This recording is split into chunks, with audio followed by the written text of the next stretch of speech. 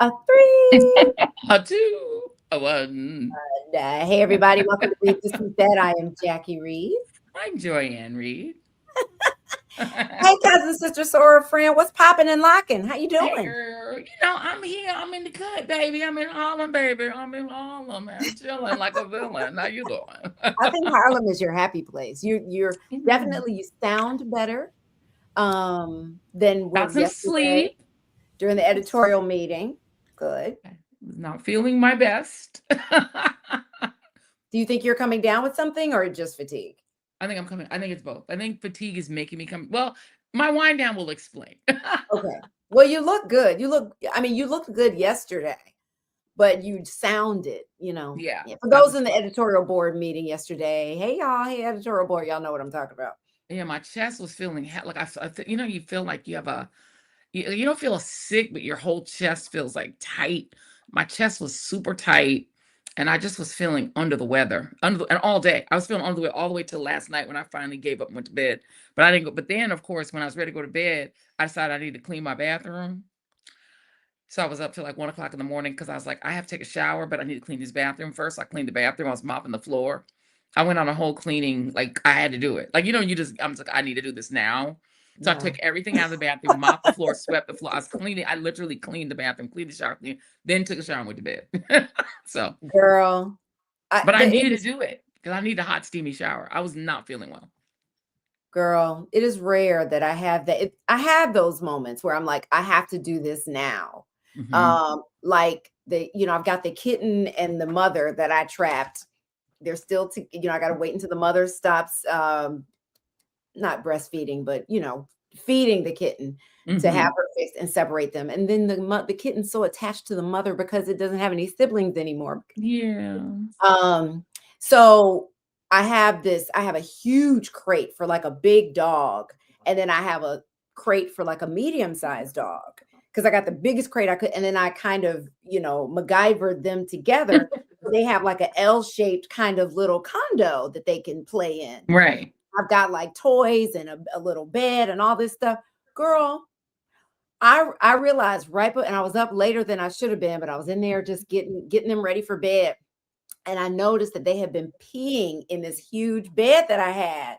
And I was like, well, is this just a momentary thing? Girl, I lifted it. It was drenched like a Soaked. dog, but it was soaked. Girl, it was damn near 11 o'clock at night. And I had like, that is the moment that I had to say, okay, I gotta get in here. I gotta clean this up. I gotta put this in the wash machine. Fortunately, I had another bed, so I didn't have to wait up for it to dry. Right. Right. And Right. I had to set up everything. So that is a moment where like that. But if it were just I'm like that for my animals. But for Right. me, baby, You're the like, I can things just I go ahead would and die. step over, it could be a pair of jeans in the shower and I would still take a shower. Just go it's just me. It don't matter. Mm-mm. Now, if it's for the babies, we're gonna go. But for me, no, it's fine. I'll step over the jeans. I'll step I ain't stepping over over it. nothing. I need a fresh, clean, perfectly clean shower so I could literally just get the steam going and so I could sleep. And then I Yeah. took my magnesium and that was it. Yeah. And my motto is, for the most part, there's nothing that I have to do tonight that cannot be done when I wake up early in the morning. That's true. You know what I mean? But Yep. I get what you're saying. And I mean, I could use that pill. I could use like a little half of that pill. I don't want that whole thing, You don't want but the like whole a thing. little half of that. Cause sometimes I get Yeah. up in the morning, and I'm like, oh, Why did why I did I do do it? that last night? But Right. And I'll I prioritize my sleep. I'm like, okay, I gotta get 8 hours. And if I stay up, then I'm gonna like, so when I stayed up to clean out the animal thing, I had to sleep later so I could yeah. get my 8 hours. You Because I'm lucky. I get animal 8 hours. sleep. I can't. The 8 I haven't been last time I got 8 hours of sleep. Can't remember. Must have happened sometime in my life. I don't know when. I'm You'll lucky get if I back get there. 5. Mhm. Oh, God, I cannot. That would kill me. I cannot even imagine. Okay, so wait, we have announcements. Oh, church So we had announcements. shout out to the editorial board. We had a great editorial board meeting yesterday. You guys were in the mix. We got some exciting things coming up for our next editorial board meeting. We have some decisions that we need to make. I'm not going to get into it here. I'm going to save it for the editorial board, but Joyanne, you're going to be excited about this one. All you Mhm. have to do to be a part of our editorial board, our book babes, or our cousin nation is go to our YouTube channel, hit the join button, and then choose whatever level you like. If you want to be a part of all three, be on the editorial board. That covers everything. But we love our community, and like it's like we're family. It's like a barbecue every week. It's like a cookout A every continual cookout that never ends. It's a yes, continual yes. cookout. We just We serve have such a different good food, time. So but a please cookout join us with like there. no meat. Exactly, except for somebody sneaking meat into the party, like in the back room, out of her trunk, she's selling fish sandwiches and pulled pork Y'all sandwiches. come on over this way. Y'all Jackie come won't over see here. you. Don't Come over tell here. Jackie. Don't say nothing to her. Let's come on over here and get your fish sandwich. Don't say nothing, God. Don't tell her. She don't need to know. Go and eat your fish. Jesus ate fish. You going to eat your fish sandwich and He don't just say nothing. no, he did not. No, he Yes, he didn't did. eat any of the fish. He He just gave it to people to eat. He said, "Go he and eat gave this it. fish." He didn't eat any because he is a vegan. He said he said, "Y'all go and eat this fish." Usually I don't do this, but go on and eat this fish. He did not eat any of that He fish. No, did. this That's whole in the I Bible. told It you said there's in a whole usually documentary I on that. don't do this. Go on, eat this fish. That's in the red part of the Bible. Go It on ain't and in do that. Usually I don't don't eat. it is Go on, not eat this in fish. there. Not Mhm. in there. Be He sure, said, "Go on and have cousins. you some bread with it. Go on." Go ahead, cousins, and like and subscribe. Leave a comment because we do read your comments, and Me sometimes we too. will say something back to you, especially if we don't agree. But then we'll block you too. So be cool about that. And next week, We will block you if you come with that bullshit. So respect our boundaries. Welcome to. we need to make up choreography. We We need to should. dance. We needed. We'll be We singing need. that next week because next week is the first of the month. Yes. So we'll do that once a month for all our new folks. So we'll be It's the singing. first of the month. Yes. Yes, already. It's almost Yes. Christmas, girl. It's Oh almost my God, I Christmas. can't. Please don't even start. Girl, I can't.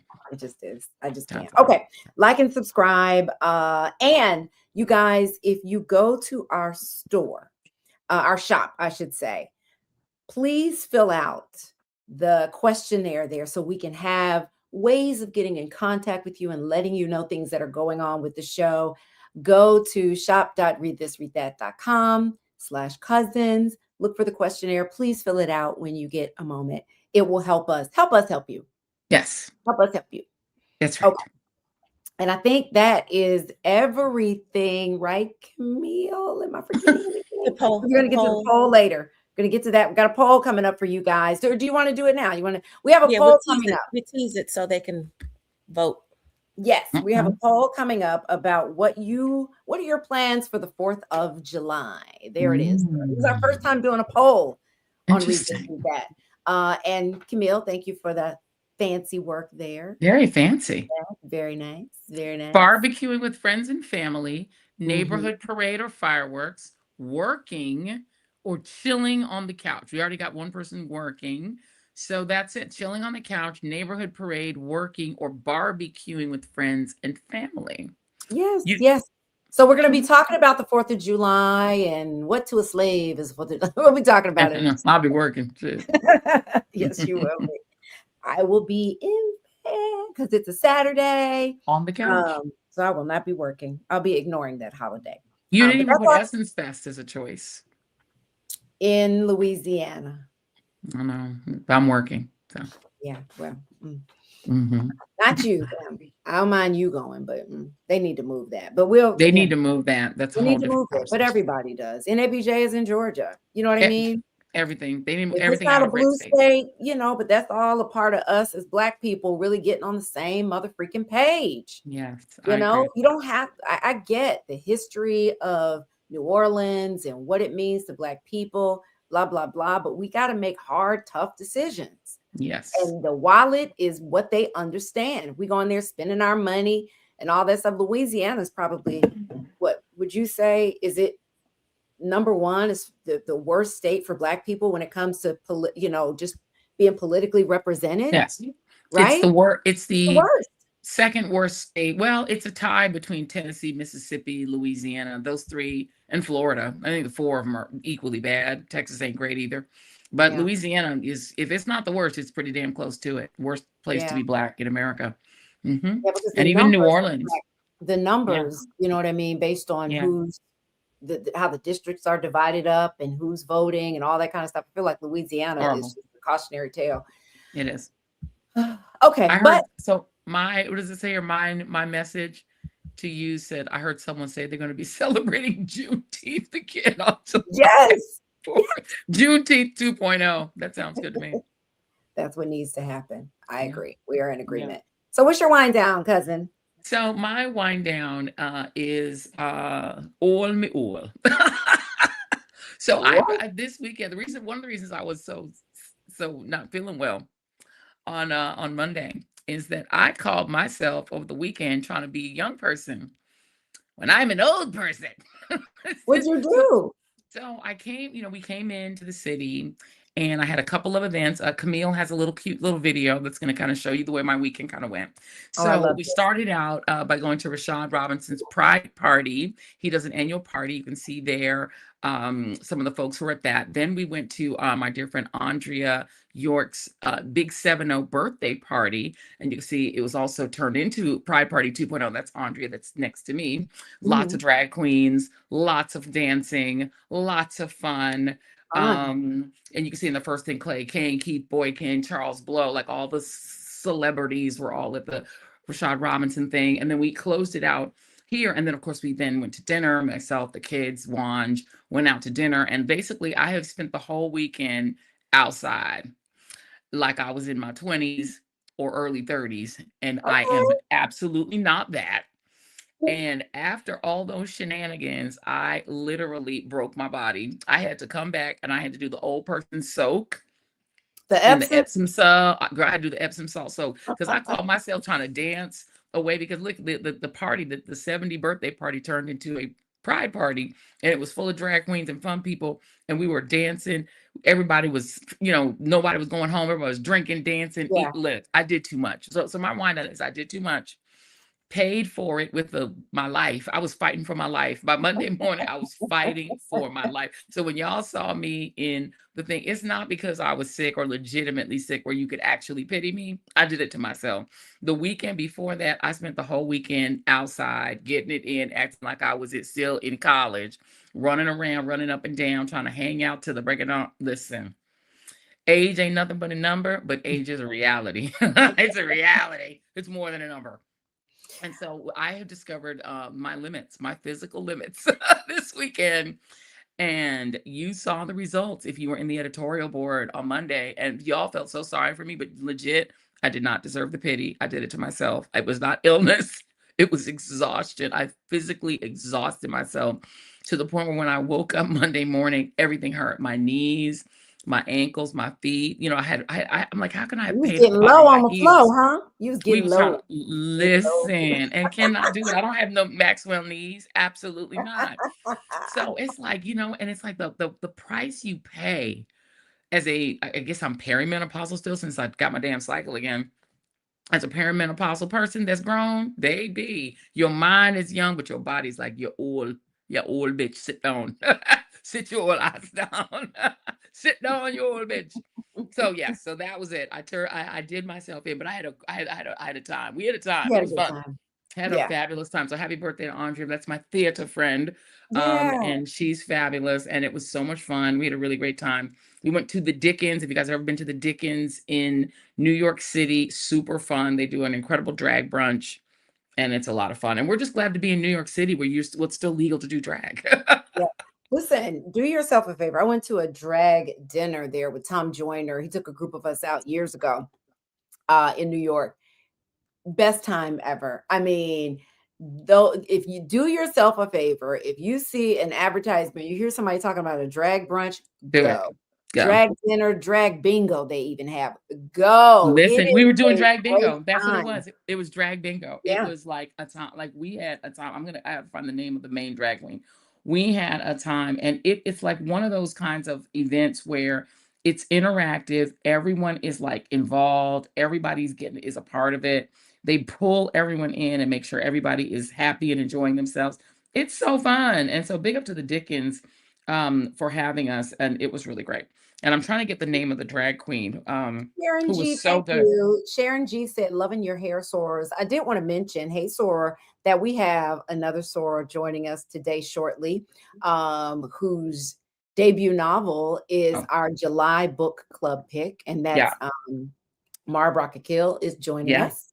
Oh, wait, before you say that, I just have to say big up to. I'm not going to introduce her. I'm just saying she's coming. Okay. Yeah, she's coming. Also, big up Jacqueline Hyde. I just want to make sure I got the name of the drag queen, Jacqueline Hyde. So if y'all go and you know Jacqueline Hyde is performing, go to the Dickens. Okay, go. That's the end of my that's my wind down. I'm drinking iced tea. So Benita Parhita, if I'm saying that right, forgive me if I'm not, says, hey, lemon reader cousins. A King's Queen said, Joy, that's why you need at least 7 to 8 hours of sleep. Fact. Yeah, well. Fact. I wasn't going to say it, right? Because I'm always the heavy. I'm always the bad. I'm always the one. Like, you need to sleep. Go to sleep. Go to hell to sleep. I am trying to let this one live her life. Mistakes were made. Really hard. Mistakes were made. Because you know what's going to happen? Let me tell you what's going to happen. Come in, lean in. This weekend, when she goes to Essence, she going to do the same motherfucking thing. No, I'm not. Mark my word. Write it down. B. Scott Will said, hey, aunties, listen, is that a niece or nephew? I don't know. B. Scott niece on there. I ain't doing none of that. No, I'll be in my hotel sleep. No, you won't. You know why? Why? Because this is you and this is peer pressure. And who's going? All the machetes, right? Who's going? All these black celebs and fellow journalists and people that you're friends with, all these the Jasmine Crockett's of the world, they're all gonna be there. Mara's gonna be there too. Giving me the break of a lifetime. You can't say no, girl. You're gonna be in them streets. You're gonna be in them streets because this one cannot. If FOMO was a person, it is Joy Henry. Joy can't miss nothing. She can't miss nothing. Nothing, I say, nothing. You know it's true. Don't even open your mouth, girl. You can't miss nothing. Nothing.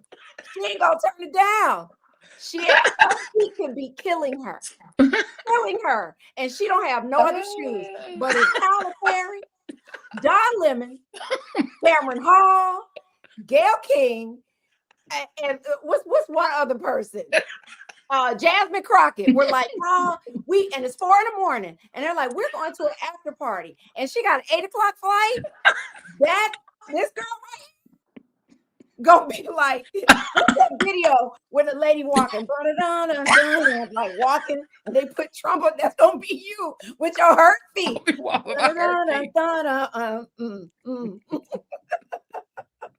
And then the next morning, like, and then I'll be back in the editorial meeting, like, hey, y'all, what we doing on the show tomorrow?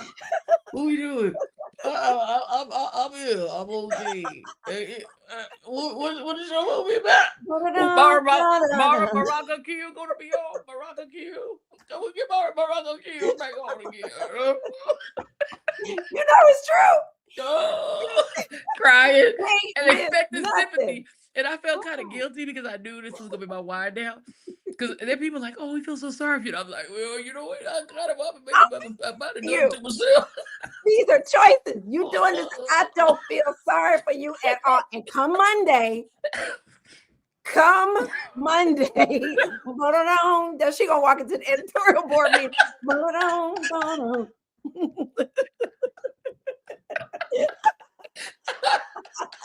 Damn. That's so sad. That's so sad. It's true. It is true. That girl can't miss nothing. Nothing. She don't want to miss not a thing. Girl, what's your wind down? Shit. Talk about yourself. Talk about myself. I ain't saying nothing, girl. Have fun. Go to everything at Essence. Don't miss nothing. Go, drink, stay up late, Don't have fun. Don, where you going? Tamara, where you going? What did they used to say on the Cosby Show? Because you gotta be, what was it? You gotta be in these streets. What did he used to say to the kids? Remember when oh my God, what did Cliff say to the kids? Or was it the mom? That you had to be, that they wanted to be out in the streets? Well, oh, never mind. The episode where they wanted to be out in Big fun. big fun. You want to have big fun. Yes. Oh, you want to go out there and have big fun. At your big age. Out At here your big age, having big fun. Oh, yeah, you could stay home and sleep. You had to have big fun. Getting your 7 hours sleep is having big fun. Big fun. Big fun. And gonna cry, bitch, that you don't feel good. You don't feel good.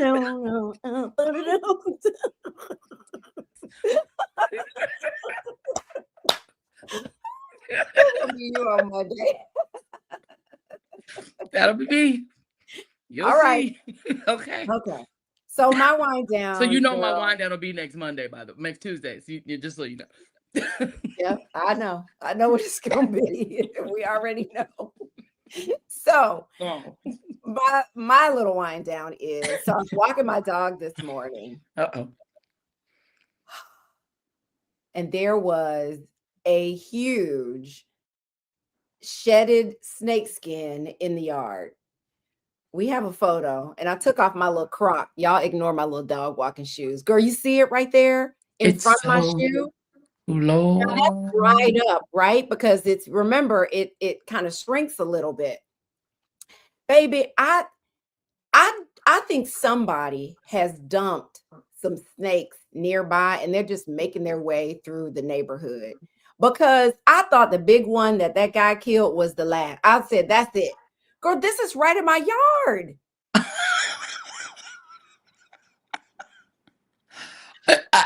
Leslie Young put 2 eyes, and people said, not snakes again. Sally said, not snakes again. Girl, again? This is like the 3rd snake. I don't know what to do. I think I need. You got an infestation. Something's going on. Something's going on. And my neighbors are not worried. It's just me. Well, I mean, you do live in an area with a lot of nature. Right. That's woodsy. And so that is where they live. So it could just be that y'all moved to where they live, not the other way around. Well, that's always the case. Somebody said, Ray Sunshine said they love you, Jackie. I don't want them to love me. You know, but my thing is, I haven't seen them. They looking for Ricky. Look, they said Ricky coming back looking for his mama.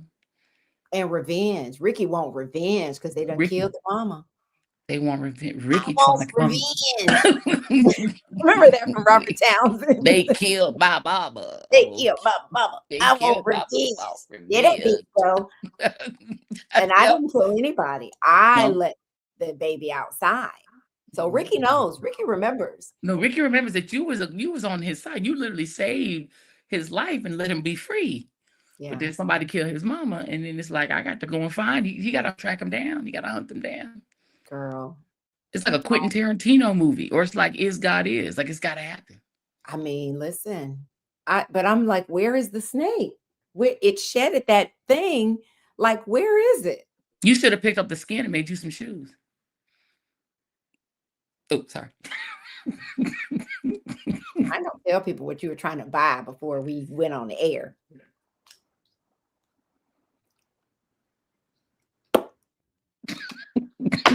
Gonna let that go. Made you a coat. You should have made you a bag, little handbag. No. Handbag. No. Oh, somebody said keep the toilet lids closed and plug all the sinks. You know, I found a big frog in my toilet one time that I had to take outside.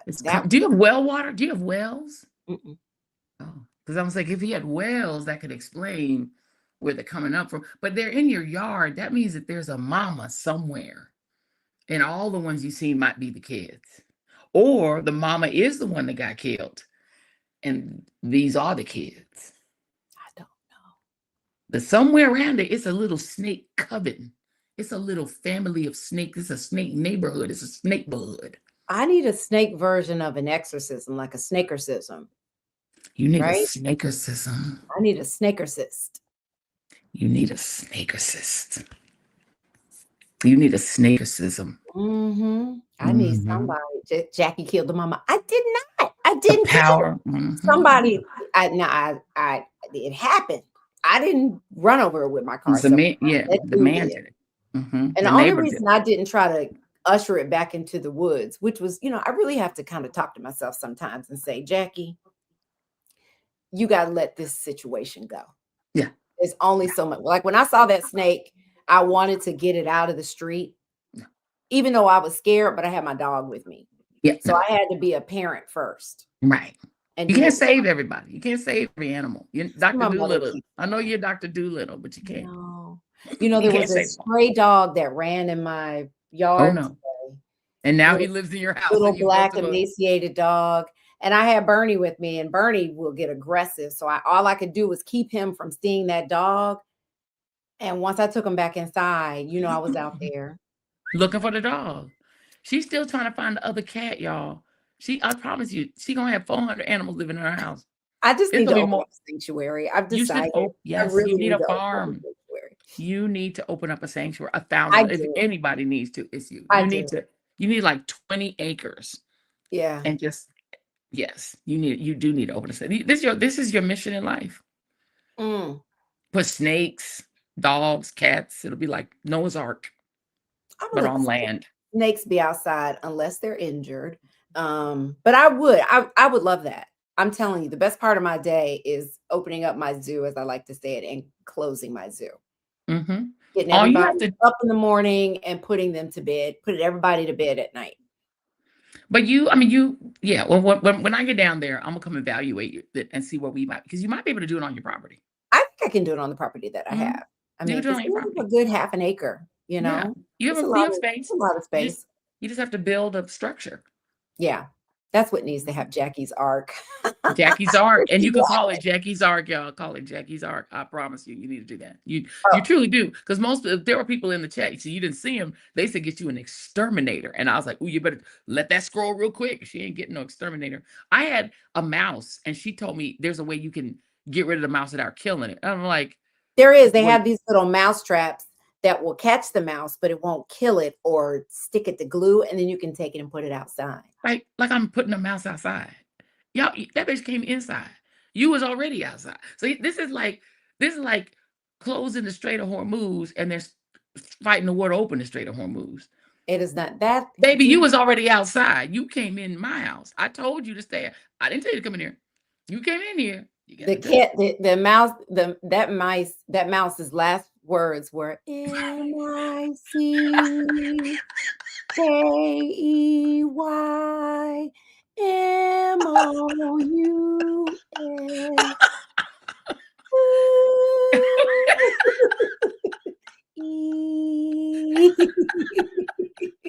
You killed Mickey Mouse.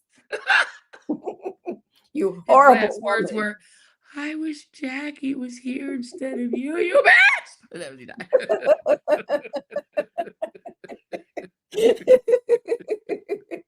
You killed Mickey. Shame. Shame. You got straight Hormuz, baby. You was outside. You was fine. You were living your life, and I was living mine. But You came in. the mice and the raccoons and the possums, they were all there before your house was there. We are pushing them out, as you know, Yeah. of their natural habitat. And the only reason they end up in our homes is because they don't have anywhere else to go. Their food sources are look at all the construction. Up the street from where you live, look at all the construction and all the Yeah. green space that they're getting rid of, which also gets rid of our oxygen. Yeah. And a lot Yeah. of them, and the trees and things that we need to live, and the pollinators, the bees, the butterflies, all of that goes too. Don't Yeah. let me get on my environmental soapbox. Oh, I'm gonna tell you right now, they're building the ugliest Mhm. like development of retail and townhouses near us, and they eradicated an entire forest of trees. It was tragic. It was sinful. They got rid of all them beautiful trees, and I promise you, all them houses are gonna be full of snakes, mice, whatever was living in there before, still there. They just moved when they're all those going to be in those people's Mhm. houses. But they'll have exterminators. They'll kill them all, wipe them out, and they'll, with whatever they use, they'll wipe out the bees and the butterflies and all the things that we actually need, that we share this planet with. I mean, after a while, girl, it's going to be like what we see in post-apocalyptic movies and things. Smokestacks, tumbleweeds, no sunshine, just grayness. I mean, listen, but y'all, do you Do you? enjoy your snake skin? I'm Not just saying you saying could have made a cute bag. I'm just saying I it was will. laying there. That snake skin wasn't going nowhere. When the snake wasn't using it no more, and the snake didn't die for it. It shed it on purpose and it left it behind for you. And you just chose not to turn it into a handbag. That was your choice. Petra Roche, if I'm saying this right, said that mouse may have been born in your house and never before seen outdoors. Birthright citizenship. Right. That is right. Comment of the day. He said that was the birthright citizenship. That is fair. That is true. Oh my God, I Stephen Miller that mouse. I was like, oh my God, I'm the Stephen Miller of humans. It's terrible.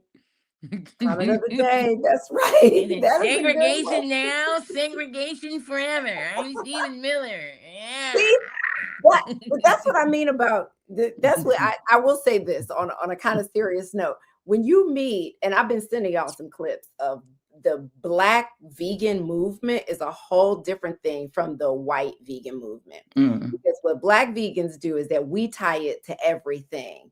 We're anti-violence, not just about animals, but about everybody. We think everybody deserves rights. And so, and that separates us from a lot of white vegans who are like, let's just focus on the animals. We're like, this is bigger than that, because a lot of the practices and laws that are in place that don't protect animals filter over into people in the way that we're treated.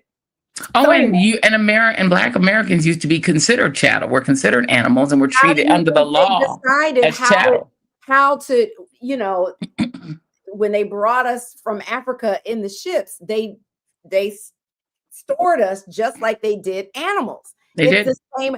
So the way that they chained us and broke us and whipped us and all forced of it breeding, based on forced breeding, all of that they did to animals. Using our milk. We are not, slavery's over for us, but for the animals, it continues. They transferred it over. No, it's very true. That's why a lot of Black people that are vegans are very, passionate about civil rights movement and making that connection. A lot of people are like, I don't want to hear that. It's true, though. Going to be a part of white supremacy and eat that meat. All right, moving on. I don't eat meat, so you ain't talking to me. Seafood too, and pescatarian. Yeah, but Jesus ate the fish though, so I feel like I'm okay on that. He did. He gave it to the poor people. He said, "Go on, eat this fish. Go on and have it." He said it. As a Christian, I am going to say, and as a Black woman who people use the Bible to justify slavery, I will say everything that is in the Bible is not fact.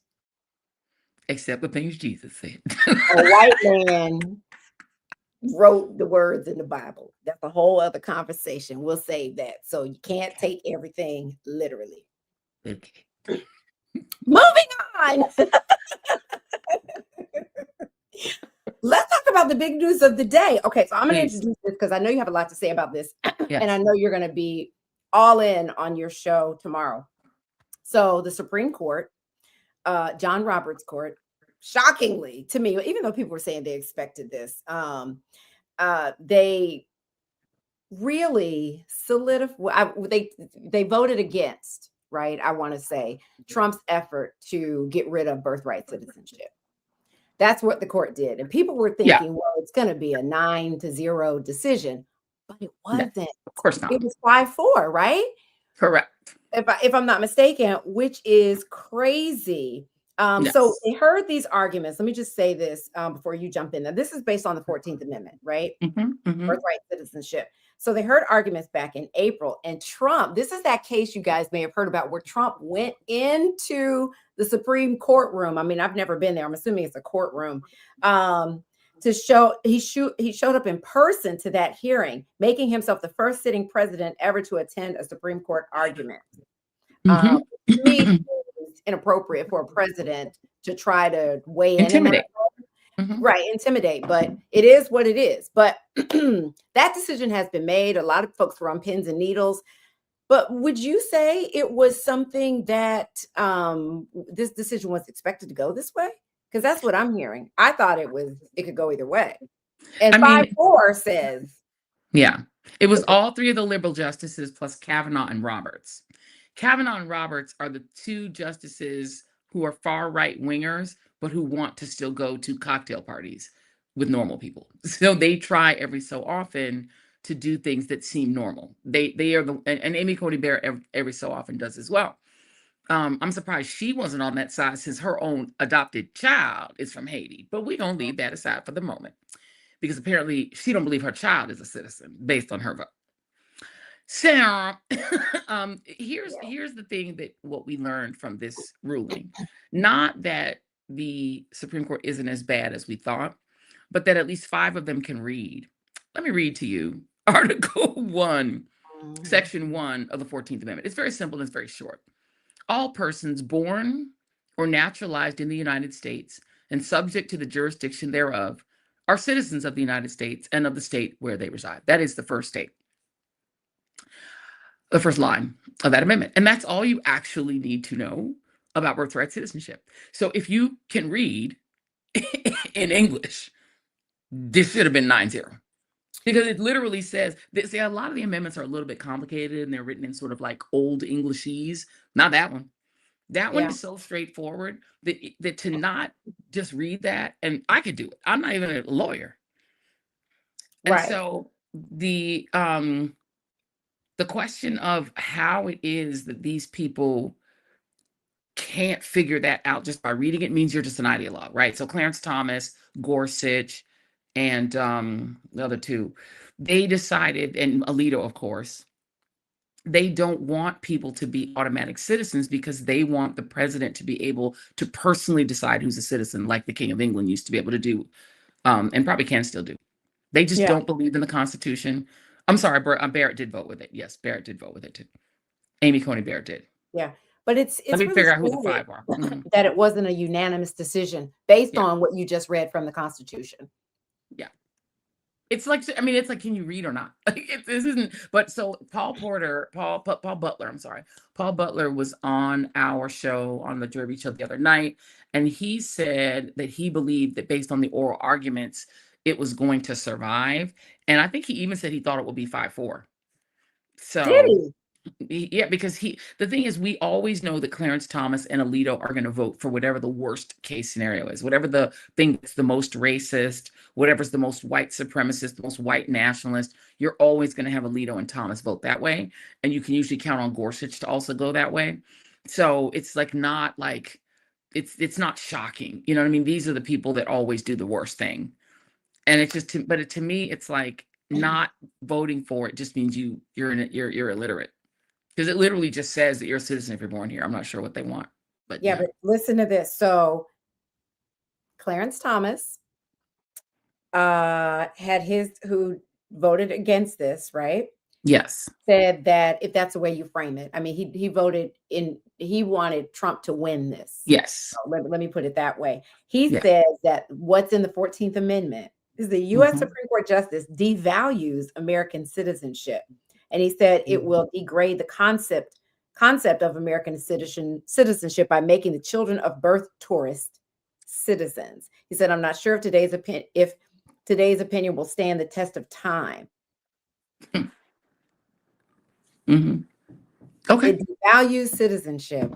Who is this man? I mean, he benefits from affirmative action all Right. the way to the Supreme Court. Well, Right. you know what I mean? I mean, it allowed him to go to law school and have the career that he had that got him the attention. I don't want to say Right. they chose him only because he was Black. I'm not saying that, but Can we let me just do a correction real quick? My yeah, correction yeah, was please. not 5-4. It was 6-3. It was not 5-4. Oh, I was okay. like, I'm trying to figure out like how could it be 5-4 if Amy Coney Barrett voted for it? That would have been 6-3. So the 3 who voted against birthright citizenship are Thomas, Alito, and Gorsuch. So apologies to Amy Coney Barrett. She did vote in favor of her own adopted child being a citizen. Go on. Christy Blackman said, like I said, it was 6-3. She's been saying it was 6-3. Yeah, it was 6-3. I Sorry heard about it when that. it first came out, and then I had to start getting dressed. And somebody Yeah, said I heard it 5'4", when it so first came out. my Yeah, bad. yeah, 6'3". Sorry about that. Apologies. We don't want to give fake news. It was 6'3". Yes, and we are not afraid to say that we are wrong and be Yeah. corrected. Like, we love that. We love Mhm, accuracy here on Read This, Read mhm. That. That Correct. is not a problem. Yes. Um, so I'm not hearing, what is Trump saying about this? I'm surprised he's not, rolling in the street crying. I know, I've been in meetings all morning, so I have not. I watched a little bit of a reaction, that Jim Acosta did this morning, and then I Uh-huh. really have not I have not read anymore, but I will say that, Donald Trump, I'm reading right now in NBC News, Donald Trump called the, decision a disgrace. Stephen Miller wrote, "The gravest and most preposterous of all constitutional abominations." JD Vance wrote, "The dumbest immigration policy in the world." That's what he called US immigration policy back in 2025. I don't know if that's what he said about this ruling, but that's what he said in 2025. That he said the US birthright citizenship is the dumbest immigration policy in the world. And why white supremacists, including Clarence Thomas, don't like this policy is that non-white people get to use it too. Because Trump had no problem with it when Russians would fly to Florida and have kids, and the kids were American. Right. I mean, Russian birth tourism is one of the most aggressive forms of birth tourism in the country. And when Russians do it, Trump doesn't have a problem with it because they're white. It's when Africans come and they have children here, and then they're Obama, or Yeah. when Haitians come here and have children here, and it's Garcelle Beauvais. They don't like the idea, or Maxwell. They don't like it when non-white people come and their children get to be American citizens. They don't mind it if it's like a European. No.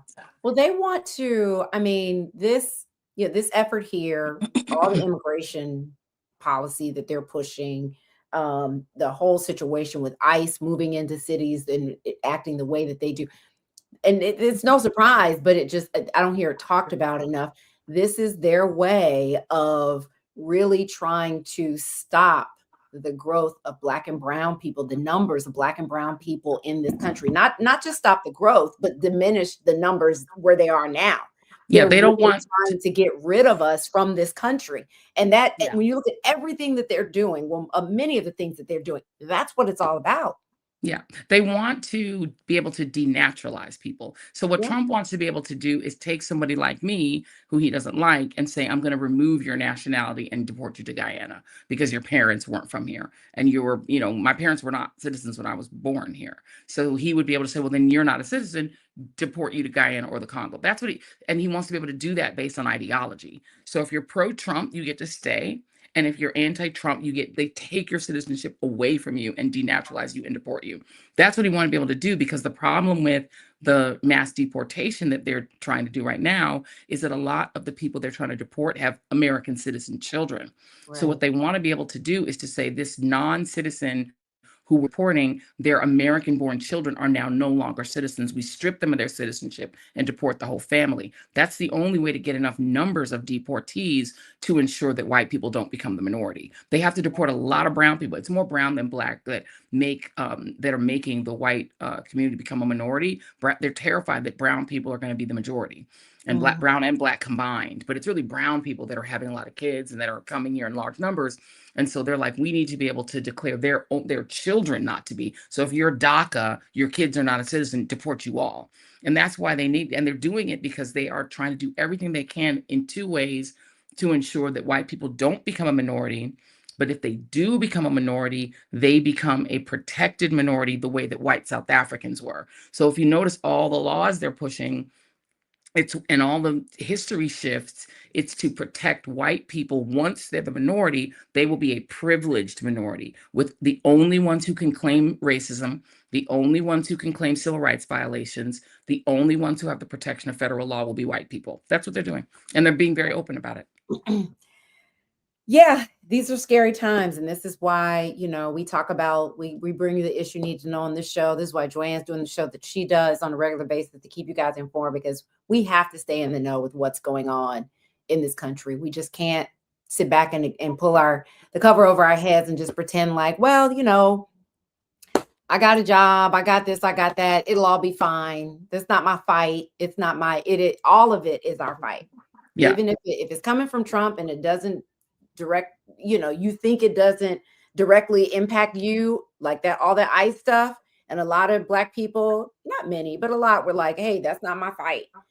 Yes, it Yeah, it is. is. Yes, Because it is. they've already deported at least one US born man whose parents were Jamaican, and they deported him, and he's never been to Jamaica, and he is born here. So they've already done it to one Black American. This is like Busta That we Rhymes as know far of. as that we That we know of. know of. So if y'all think they're going to do it, that would mean you could deport Busta Rhymes and say he's no longer an American if he speaks against Trump instead of performing for Trump Jr. like the asshole is going to do. You could literally, and my message to you is asking legit question: how many generations will they plan to go back? Well, hopefully not 2 generations, because Donald Trump's parents, mother, and his grandparents were immigrants. So I don't know how many they were going to go back, but theoretically, had this passed, if a Democratic president came along and decided to use the same power in reverse, he could deport Donald Trump, declare Barron Trump no longer a citizen because his mama wasn't born here. They could deport Melania and strip her of her citizenship. Like, you'd be giving the president the power to say, I don't like you, your citizenship is negated, and you are going to get deported.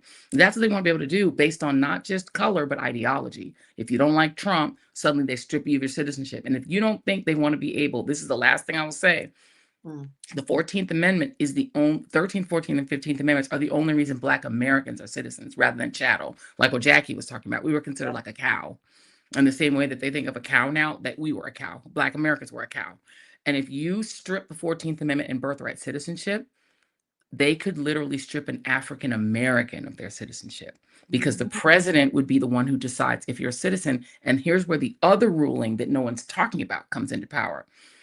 The justices, written by Chief Justice Roberts, who's wanted to do this for a really long time, reversed a rule that says the president cannot fire the heads of independent agencies. No one's talking about this, but this is actually more important, because if a president can fire the head of an agency that's supposed to be independent, it gives him the powers of a king. And once you establish that the president can take an agency like the Federal Reserve that's supposed to be independent and fire the head of it, meaning he can take control of independent agencies, that means the Homeland Security Department, who determines, or the State Department, that are supposed to be able to at least operate free of politics, he could say, go through this list of people who have protested me, strip them of their citizenship. I want a list of everyone who's been on a college campus protesting, even if they're an African American. And I, Donald Trump, say, you're no longer a citizen, deporting you to Tanzania, deporting you to wherever, deporting you to Honduras. They could literally strip anyone of their citizenship at any time for any reason. You don't want to give Donald Trump or Stephen Miller that power, including African Americans. It really is disheartening when you realize what's at play here and what they're trying to do and how much they like. I don't even think they care much about what happened with birthright citizenship today, because they have so many other areas where they're pushing, and they're trying, like they're steamrolling us with, like, every day there's like 4 or 5 things that are happening. They're trying everything. And meanwhile, the Dems, don't even get me started. But you mentioned Busta Rhymes, and I want to chime in with this because we talked about this and you brought this up. So there is this event that Trump is doing on July the 3rd. Trump Jr. I'm sorry. Donald Trump Jr. is doing on July the 3rd at a private luxury club in Washington, D.C. And in addition to Busta Rhymes, which Joyanne just mentioned, who it will be performing, 50 Cent is performing, Ja Rule is performing, and Timberland. Okay. All performing. And this is a club that Don Jr. opened in Washington, D.C. Once his father was reelected president. He opened this exclusive private club. It's 6 figures to join. There are 2 membership levels. All of the Republican politicians are members because it's a way of bribing the son of the president. Lots of foreign dignitaries, people from Saudi Arabia and UAE, are members in order to bribe the son of the president. It's the way he collects bribes. And he throws these private exclusive parties. I actually know someone who lives in the building. It's a residential building, and they hate it. They're miserable because day and night there are people in this private club in a building where people are residential. He's throwing this party. And note, neither Busta Rhymes nor 50 Cent nor Ja Rule nor Timberland had the cojones to go perform at Trump's America 250. They could have literally volunteered to be a part of his big concert, but they don't have the balls to do that. They'd rather sneak in the back door and shake their ass for Junior and get a payday to do it privately, thinking it wouldn't come out. But not one of the anonymous accounts busted them. And so now Yeah. it's all on Front Street. They were trying to do it real quiet and sneak in the back door and shake their ass for a little coin. They're going to do something strange for a piece of change. And so I'm when trying you to see have, if any of them have any of these artists that we named have commented now that they've been outed. I wonder if they've said anything, if any of them have 50 showed up Cent's a on Republican. TV. Remember, 50 Cent was trying to get Black people in Louisiana to vote for a crazy tax deal that would have given him a tax Yeah. dodge and messed up the people of Louisiana. He don't even live there. So 50 Cent's been a right winger. Y'all, No, but he everybody's on turned his. down, I know that, but he turned down the opportunity to perform at that that thing that's going on right now. Correct. He None of turned them that wanted to be in. This is what I'm saying. If you Yeah. are MAGA, at least Kanye has the balls to put the MAGA hat on in public. I don't like it, but at least Kanye tells us who he is. Nicki Minaj don't He's like her, mentally ill. but at least they're seriously showing you we're MAGA, Right. we're out and proud, we gonna tour with Turning Point USA. But these people trying to sneak in the back door and do something strange for a piece of change. Disrespect. I disrespect the MAGA ones. Totally have no respect for any of them, but at least they're honest about it.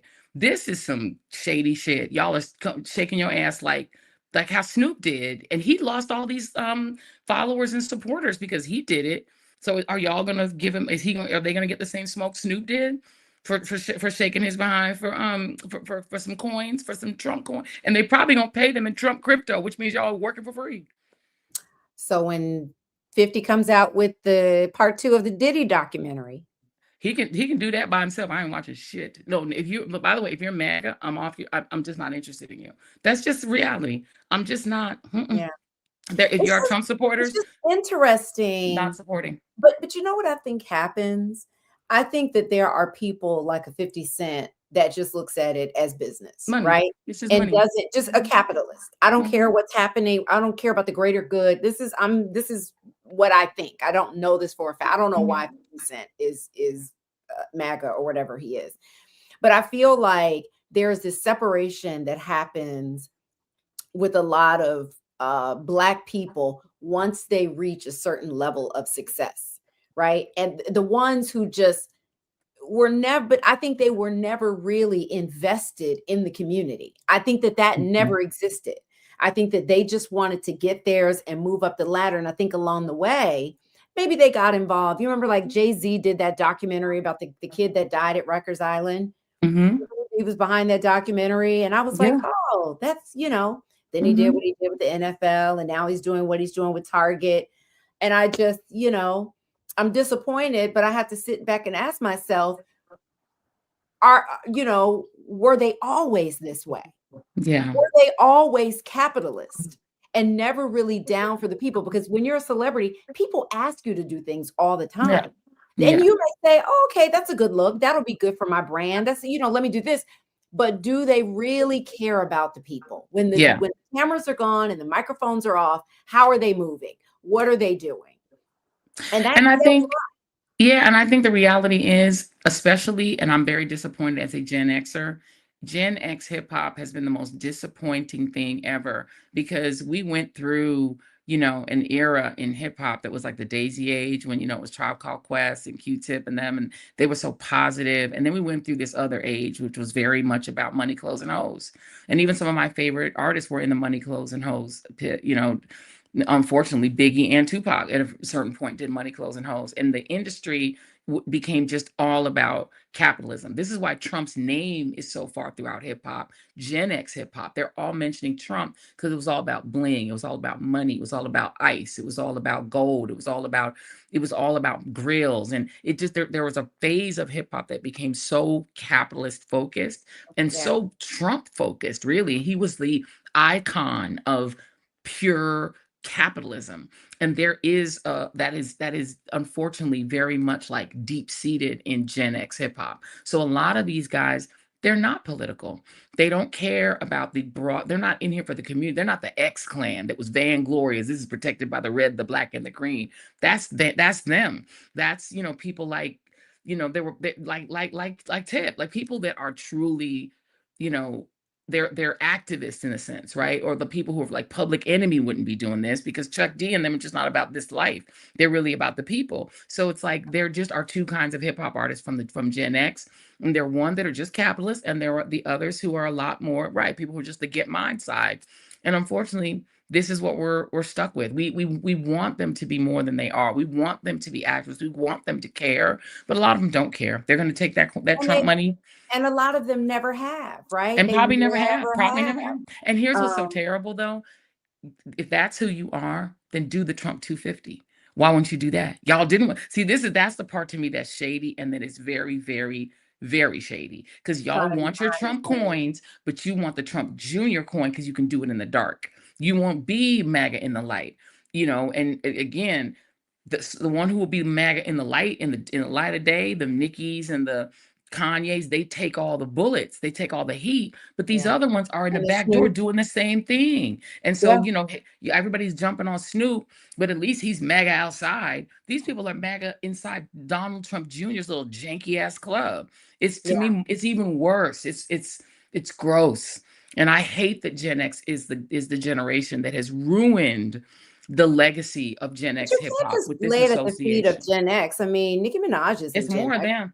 It Yes, no, she is. Or she an no, old she's ass millennial. She old. She's in her 40s. She's either Gen X or she's an old millennial. So that era. Oh, these yeah, over 40 hip hoppers. Let's put it that way. yeah, But yeah, but the Gen X ones are the main ones. It's the Ice Cubes. And I don't know that he's MAGA, but he was MAGA curious, right? It's Snoop. I don't know if he's MAGA, but he was willing to take the money.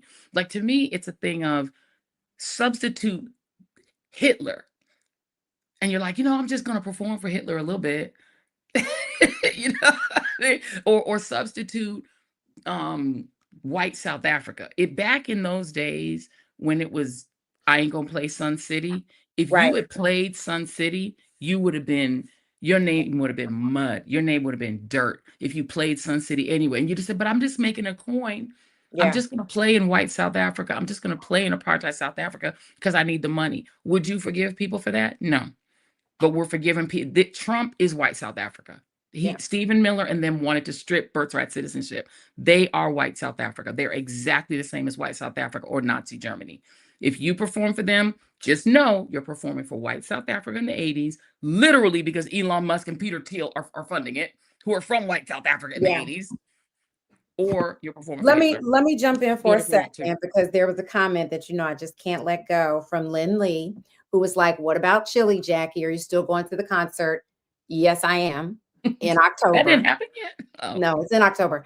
It is not a Trump event, right? I am friends with Cheryl and Sandy, Salt and Pepper. They are my friends. I've interviewed Chili. I don't know her, but I am going to that concert to support my friends and all of the women I love in Vogue that are a part of that concert. I'm not going to I'm not going to hurt them and take down and cancel all these women because of the politics of one woman. So, I hope that stop asking me. I'm going. And the, Period. the the the difference, and I will say the difference is this is not a that's not a Trump event. Yeah, it's If this not. was at Trump's club or at Trump's thing or part of Trump 250, that's different. And anyone who's going, I would put them on the exact same list I'm putting these people on. 100%. If you're shaking your ass for Trump, I have a problem with you. And I Yeah, have a problem with Chili. But my whole thing is it's not a Trump event. She's tainting a normal event. Like the only reason I'm not going is that to me, but it isn't a Trump event. So no, that's apples and oranges. it's apples and I'm oranges. It's not the same. You can't, right? It is so different to lump Chili in with all of it. And I'm not defending her at all. She's not performing at anything for Trump. Not to say she would not in the future. She I might. don't know. Yeah, She she might. might. She might. But this She might. concert, there are other Black women that are a part of this concert. I'm not doing that. And Lynn Lee, girl, you about to get kicked out. You punish Chili. Don't tell me what to do. I'm going to the concert. And if you don't like it, peace. Period. You need to stop. Well, all I'm saying is, I'm gonna reiterate, Gen X rappers and hip hoppers, and I include Tilly. I would never go to. I would never. But like I said, if she performs for Trump, she goes in the category too, right? I mean, That's a everyone who, whole different thing. and Correct. it's yeah, and the reality is, I think it is fair because the reality is we're not talking about you existing. You know what I mean? Like I wouldn't go to a concert just her doing it. You know what I mean? If it's a concert that's No, I just wouldn't her, either. I doubt Jackie would. I would If it not. was her performing, it's different. But it's a reality that these people are not just doing a concert somewhere. They're doing a concert that directly puts money in the bank account of Donald Trump Jr., which is paying white South Africa suppose you're putting money in his pocket and then you're taking money from this devil. You're Right. taking money from Donald Trump Jr. Okay, Or let's maybe stop. no money because Let's it's in stop Bitcoin. because Mara is here. And I just Oh. want to say to Lynn Lee, she said she came here for joy. She got a whole YouTube channel called The Joy Reid Show. Baby, unfollow here, go over there. She on almost every day. She doing stuff on Substack. Go to joyannereid.com. You can follow all the things she's doing, girl. Be gone and be blessed. Okay. All right. Moving on to our guest for today, who we love because she is our soror. So let me do a proper introduction. Oh, she got crazy. Okay, so Mara Brock Akil has kept her finger on the pulse of culture with work that has transcended generations. We love her so much. She is known for writing, producing, and or creating TV classics, including Girlfriends, Moesha, The Jamie Foxx Show, Being Mary Jane, and Forever, and so many more. Now she's bringing storytelling from the screen to the pages for us in her debut novel, The Revelation of Dionne Daphne, our July book club pick for Read This, Read That. Oh my I got my goodness. book today. And I just got mine. He's home. And she is a proud member, as are the two of us, of Delta Sigma Theta Sorority Incorporated. What? I gotta get you gotta get your hands straight. Come on, y'all. Let's get it together. Pinky's in. I love it. Hey, and she is also Essence bound this weekend. Joyanne will be at Essence this weekend. I said, please stop her from partying too much, Mara. Okay, yeah, I'll keep it in control as long as she keeps me in check. Okay, so you another one. Okay, so we don't have you for long. So let's talk about this book. It is our book club. First of all, let me jump in here and just say, let me just say something, please. Okay. Thank you for making space for me. Thank you for celebrating with me. I am a debut novelist. I'm an authoress, and I love sharing this space with you. Thank you both. So I just want to say that. We're so proud of you. I mean, you're doing all the things. Yes, and we all are. Because come on. You have an open door policy here. Anytime you want to come and just hang out, talk about something, promote something. Don't make me a liar, because I'll be like, well, you're like, girl, Mara's here again. She back again? Yes, she is. We would love it. So let me just let our book babes and anybody who wants to be a part of our book babes, just go to our YouTube channel, click join, and you can be a part of our monthly book club. Mara's book is a part of our July pick. And so she's coming back at the end of the month. She'll be back on July 30th for a longer meeting where we can have spoilers and really talk about the book. So go to our bookstore. You can buy the book there, and then or our shop, and then come back at the end of the month, the end of July, and she'll be back to talk about the book. Okay, tell us about this book and your debut novel. This is exciting. Oh my goodness, thank you. Well, everyone's excited about the 90s, and why not me too? And my book takes place in the 90s. It's in New York, the place everybody wanted to be. I'm an LA girl, but I'm just gonna be honest, the 90s in New York was a thing. It was lit. It was a thing. And being successful young Black woman wanting to work in magazine publishing. And so that's where we find Dionne. She is in magazine publishing. She's working at Essence. She's on the precipice of a promotion. She looks good. She's got it going on. She does have this guy in her life, who didn't quite give her the proposal that she's been waiting for 5.5 years. But we meet her at a time when she's like, you know what? I'm going back outside. My my friend Farrah's like, it's time to get off the couch, stop pouting. And she does. And she's a high achiever. So she brings a guy home. Okay. A student. And so she brings that guy home. And on that night, that's the night that her long love returns, and he knocks on the door, but it's not to propose. It's to give her some news that really upends her life. But there was a third person there. So not just her new lover, her old love, but there was the witness there. And the witness is that guy who, and back in the 90s, everybody, we had these things called newspapers. And they were delivered to our doors every night. And somebody was at your door every night that you did not know, that close to you. And well, in this story, in Dionne's life, he becomes her witness, and to the darkest moment of her life, or her adult life. And he's there to help her get off the floor and confront the things of her past that she has chosen not to. Ooh, it's intriguing.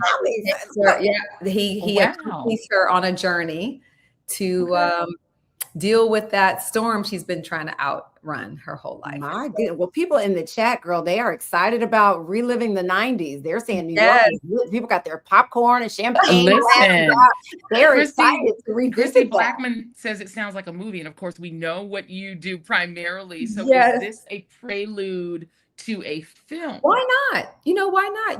Joy, and I watched you. If nothing else, we know how to pivot. And think that is a part of our legacy about being Black in America, and our ability to not only survive it and have moments of joy and thrive in it is to know how to pivot. Mm-hmm.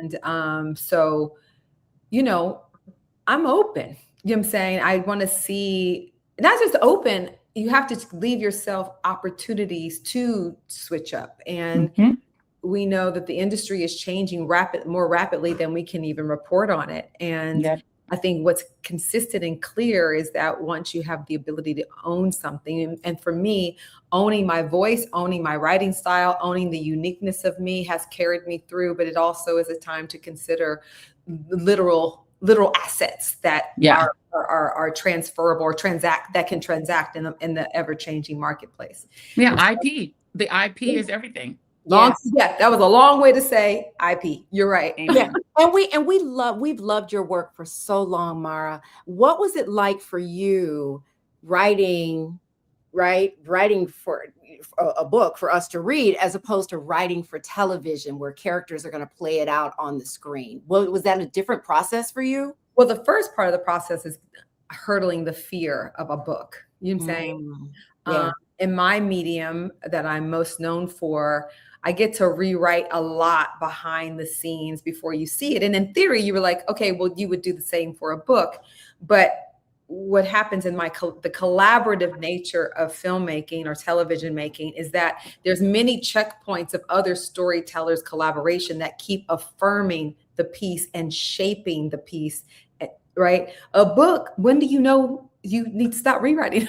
when do you know it's like literally when you're recording the recording, I literally oh Lord, I didn't drop the key light. Sorry.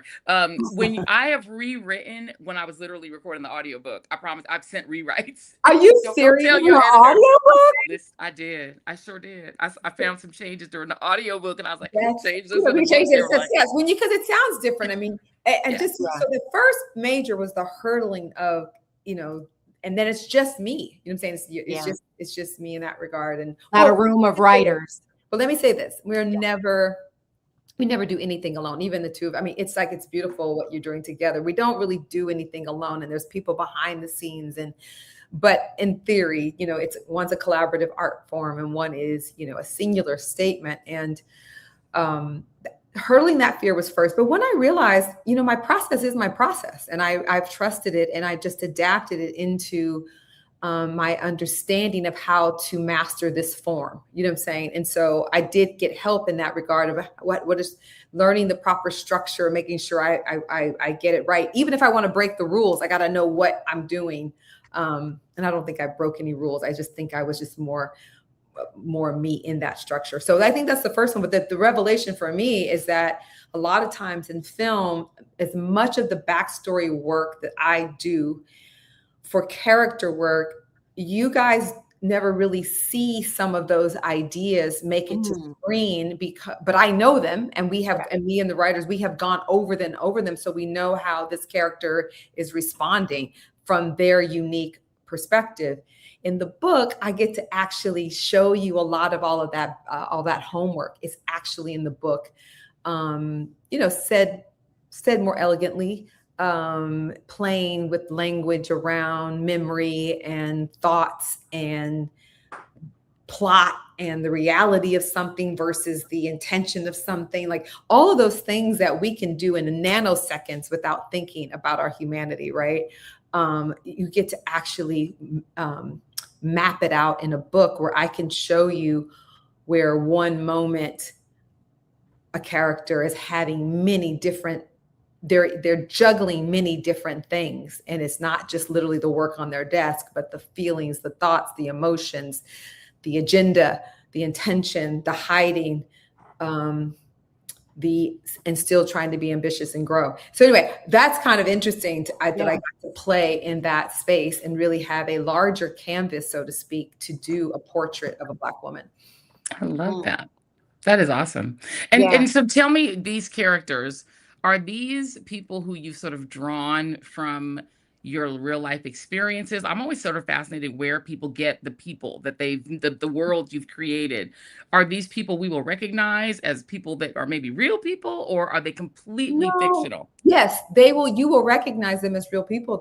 Sometimes they're likely to feel like you or your girlfriend or somebody you know of or something. I think I pride myself in really observing and painting the nuances of our humanity, of our language, of how we move in the world, how, I don't know, I'm enjoying. So the realness, I think maybe you can see something in your real life will be reflected in this book somewhere, sometime. I love it. In terms of a celebrity, if you're going to talk about Essence, you got to put her in the. You got to put her. Yeah. Come on. Yeah. Who didn't want to run into her at the office? Listen. Come on. Yeah. So, just to sort of place the privilege that Dionne, the character, had in this moment in her life, in her career, and her ability to be around that force of a woman. I thought it was just homage to her and her holding space for us. Essence magazine was that growing up. I'm the same age as Essence magazine, which is funny.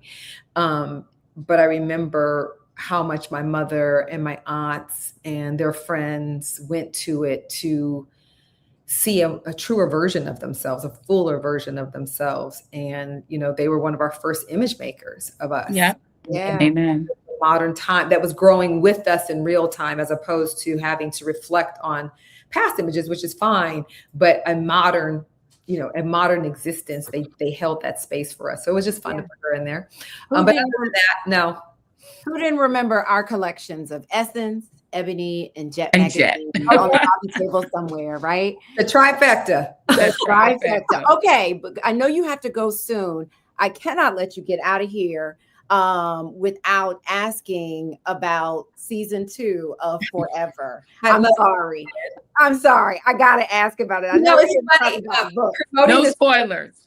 Promoting this book feels like I literally just had a book baby, and season 2 Forever feels like I'm sending my baby to kindergarten. Put a baby and a toddler. So the baby is reading their books, learning their alphabet, all the things. But season 2, I can be here with you and be here in New York celebrating the book because I have such an amazing team. We are halfway through season 2 production. We know what Justin and Keisha are doing. They are fully realized and understanding what their season 2 is.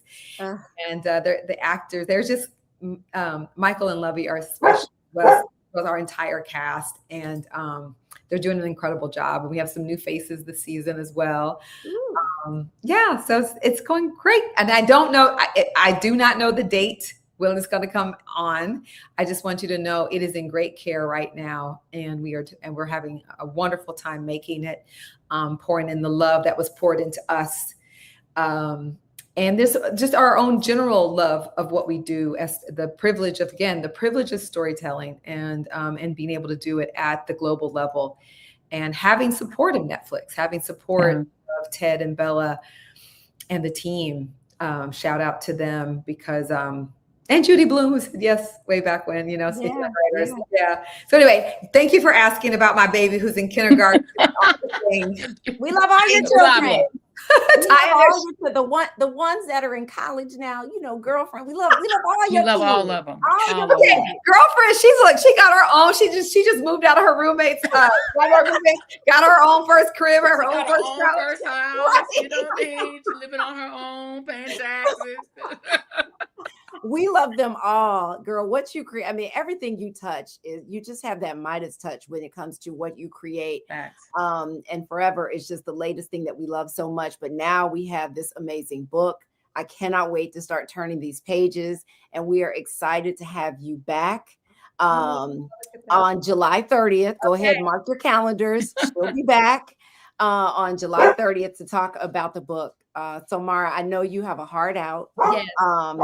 But like I said, our invitation to you is open and endless, girl. Thank you for having me, Jackie, Joyanne. I appreciate you. I love you, sisters. Thank you. Sisters, Delta. Ooh, happy summer. I'll see you in Essence. See you in NOLA. All right. Okay. Bye. Bye. She's doing all the things. Look, she broke my light. The light was like, I gotta jump off, and it literally was so excited. And your Bernie dog started barking. I'm like, all the things are happening, and you know, she has a very, very tight schedule at this moment. She is on tour, but she has a lot of balls in the air. So we are so grateful for her. I know it was a short interview, but we appreciate her making some time for us, because it is. Let me tell you, we asked, she said yes, and that was that. So, Bernie. Everybody's calling out Bernie in the chat. Bernie. Don't put your mic back on. We love Bernie. Bernie's part of the show. I had to yell at him sometimes. He's on the show. Bernie is a character in the show, man. He's family. We love Bernie. And I started to put him in the other room or downstairs, but I said no. He's in here sleeping. This will be the time. I'm like Charlie Brown in the football and Lucy in the football. I am Charlie Brown every time. Well, big up to Miles. My son came in because I asked him to bring me my charger, because my laptop was starting to fade. You know, so I was like, ooh, the last thing I need is during the Mara Brock Akil interview, my laptop died. So he came in to fix my laptop. This should have been my wind down. He came in to fix my laptop, and thank God he plugged it in. And as soon as he plugged it in, the ring light decided to jump off of its holder and came down. So it's been all the drama, but like seamless. We're such professionals that we just work right through it.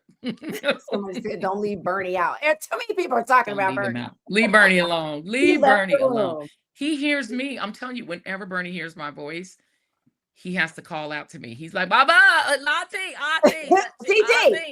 TT, girl." He left, and when he has his own bed in the other room, and he left. I'm shocked, because usually he's like, I'm not leaving. Tell her I'm not going, because people are like, put him on camera. He walked out. He left. He said what he had to say. He said, Girl, I had the hardest time. I don't want to cut his nails because he's such a big dog. They're so thick. But he came in and laid down. You better behave yourself. Okay. Moving on, we have some other topics we want to get to. Let's start with the BET Awards, which I know for a lot of us, older folks, seasoned folks, we may or may not watch it. Like, I've worked at BET for a while, number of years. So it's kind of like family to me to keep up with what's going on with them. And so I'm always plugged into, I'm talking to Free on a regular basis. And we talk before the show, after the show. She says hello to everybody. Hello, Free. One day she's going to come and be on this show. I'm asking her all the time, but she's, figuring out the perfect timing. Anyway, typically I have to admit, I will watch the BET Awards and I'm like, who is that? I don't know who that Yeah, is. who are these people? And that's, age, just not keeping up with a lot of what's happening. But this particular show, baby, I think I knew everybody, just about everybody, it felt like. And that Lauryn Hill tribute, when I tell you I was in tears when they had the sister from Sister Act 2, Tanya Blunt. Tanya Blunt, yeah. Yes, it was one of the most underrated singers of her generation. Oh my God. So true. But when they did a Sister Act anniversary tribute on The View, because Whoopi, as we know, Yeah. the star of the show, and most of the cast came back. Lauryn could not make it, but Tanya, they sang a lot of the songs with Whoopi, directing them as a choir director, but them all as adults. Girl, I could not stop crying because it was all the kids from Sister Act 2. Sister Act 2 is one of my favorite movies of all time. Watch one it of on the repeat. best top 10 Right? of all time. On repeat. When she started singing that song on the BET Awards, baby. Do I feel? That was the best moment in the whole show. The his eyes on the sparrow. It was the moment. That's not what she sang on the show, though. She sang, you were just playing it. Glory, what is it? Glory, glory, Lord. Glory, yes. Lord, and then they started dancing. The performance that they did at the competition at the end that they won. That's what she sang on the BET. Baby, y'all, when I tell you, if you didn't watch the award show, you can go on YouTube and find a tribute to Lauryn Hill. When I tell you, right, Glory, Glory is the song. You're right. It is. Yeah. I don't know the name of the song, but that was the one she sang on that song, on this show. But Queen Latifah and Common performing together, Nas came out and performed. I mean, y'all, it was so, her kids performed. I don't know how many children she has, but 3 of them performed. Oh, wow. Including her daughter. And then no one sang X Factor. I mean, Lizzo performed as well. Like, it was star-studded. It was so well done. And no one sang X Factor. And when she came up to accept the award and give her speech, she said, nobody sang this, so I'm going to sing it. And so Lauryn performs at the end. Girl, wow. It was one of the best tributes that I've ever seen on, like, where they just got it right? I mean, Queen Latifah and Common, Nas, like, sometimes they just throw people out there because they have a name famous right now. These people came back because they wanted to be a part of this tribute. It's called Joyful, Joyful, Lord, we adore thee. Thank you, Ali. Good. I don't know how I'm saying glory, glory. I mean, joyful, joyful. That's why it didn't sound right coming out of my mouth. I was like, I'm like, what are we doing? No, and I'm the one who messed it up at first. But that was so moving. Like, but y'all, I'm telling you, go on YouTube, you'll see the whole thing. Yeah, it was joyful, joy. That's why I'm saying glory, glory. And it was like, that's not right. But not only that, T.I. performed. Drewski's kind of getting mixed reviews about. Yeah, what were people saying? Because there was such anticipation because the little trailer was great. And as Drewski found out, I mean, he wasn't, I didn't see all, like, I'm only seeing bits and pieces. I haven't been able to watch the whole show. He had a moment with Keke Palmer, which I believe was scripted. Some people are like, there was this debate about whether it was scripted, where, you know how the host will walk through the audience and they'll stop and talk to different celebrities and the celebrities will talk back. Well, there was a moment where he stopped and talked to Keke and he was like, how did you get this gig? I should be doing this. This is what Keke said. And she turned to the camera and introduced Cardi B. And the crowd went wild because, Keke just does everything with that Keke-esque flavor. Right. And it was such a great moment. So, I mean, he brought out Martin Lawrence. Like, I've read about it, but kind of, hosting is hard. It is not an easy job. I don't care how talented you are. It can be challenging. I feel like he did a solid job, but there were some people who critiqued him. It is what it is. But T.I. performed, and they did a great tribute to Sylvia Rhone. Kelly Rowland came out and introduced a part of that. They did In Memoriam, in which they showed Clive Davis's photo. They took your advice and just put him in there with everybody else. They put Richard Smallwood first, who I would have loved to have seen a tribute to on the BET Awards, but that's just me. Richard Smallwood, and then Clive Davis was next, and then they just kind of had other people like Malcolm Jamal Warner. Okay. I can't remember his name, the actor who played Lamont on Sanford and Son. Like so Yeah. many people you forget that they died. D'Angelo, they had a Yeah. special tribute to him where his children came up on stage. So they did a tribute for D'Angelo. They did Yeah. Angie Stone last year because she died Yeah. for the award show. Yeah. But yeah, it was really well done, and it felt Okay.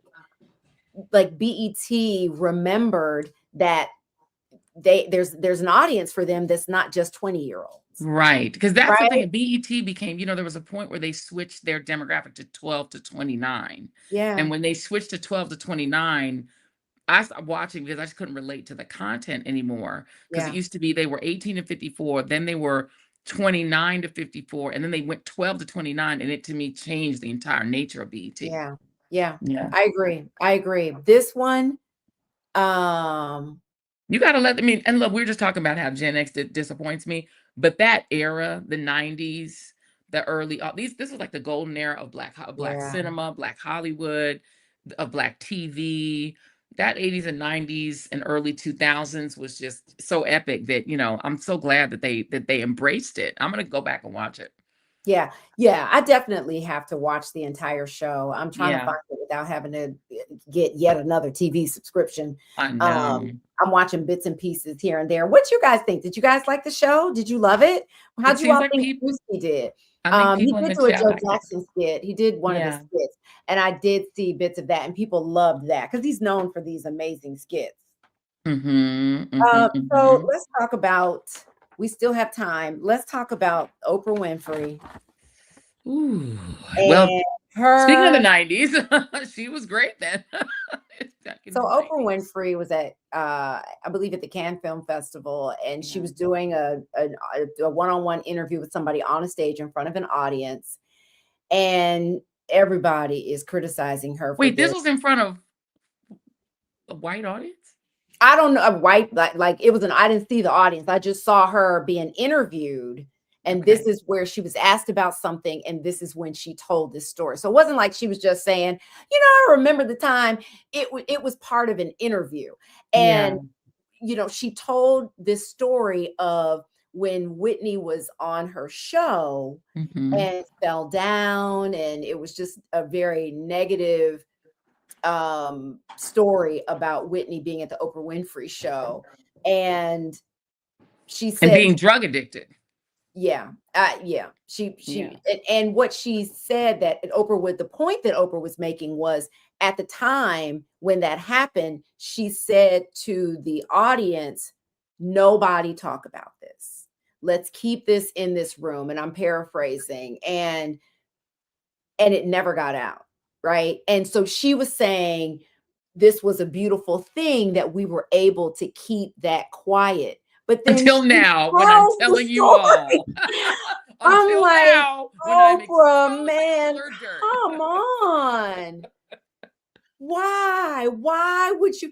And I get, there have been times when, and I'm sure you've done this, where you've been doing an interview and you're in the moment and you're like, maybe you catch yourself later, like, why did I tell that story? Or what? But it's nothing that would demean anyone else's character or reputation. Yeah. That is something that, when you tell this story, somebody was saying, let me look that up.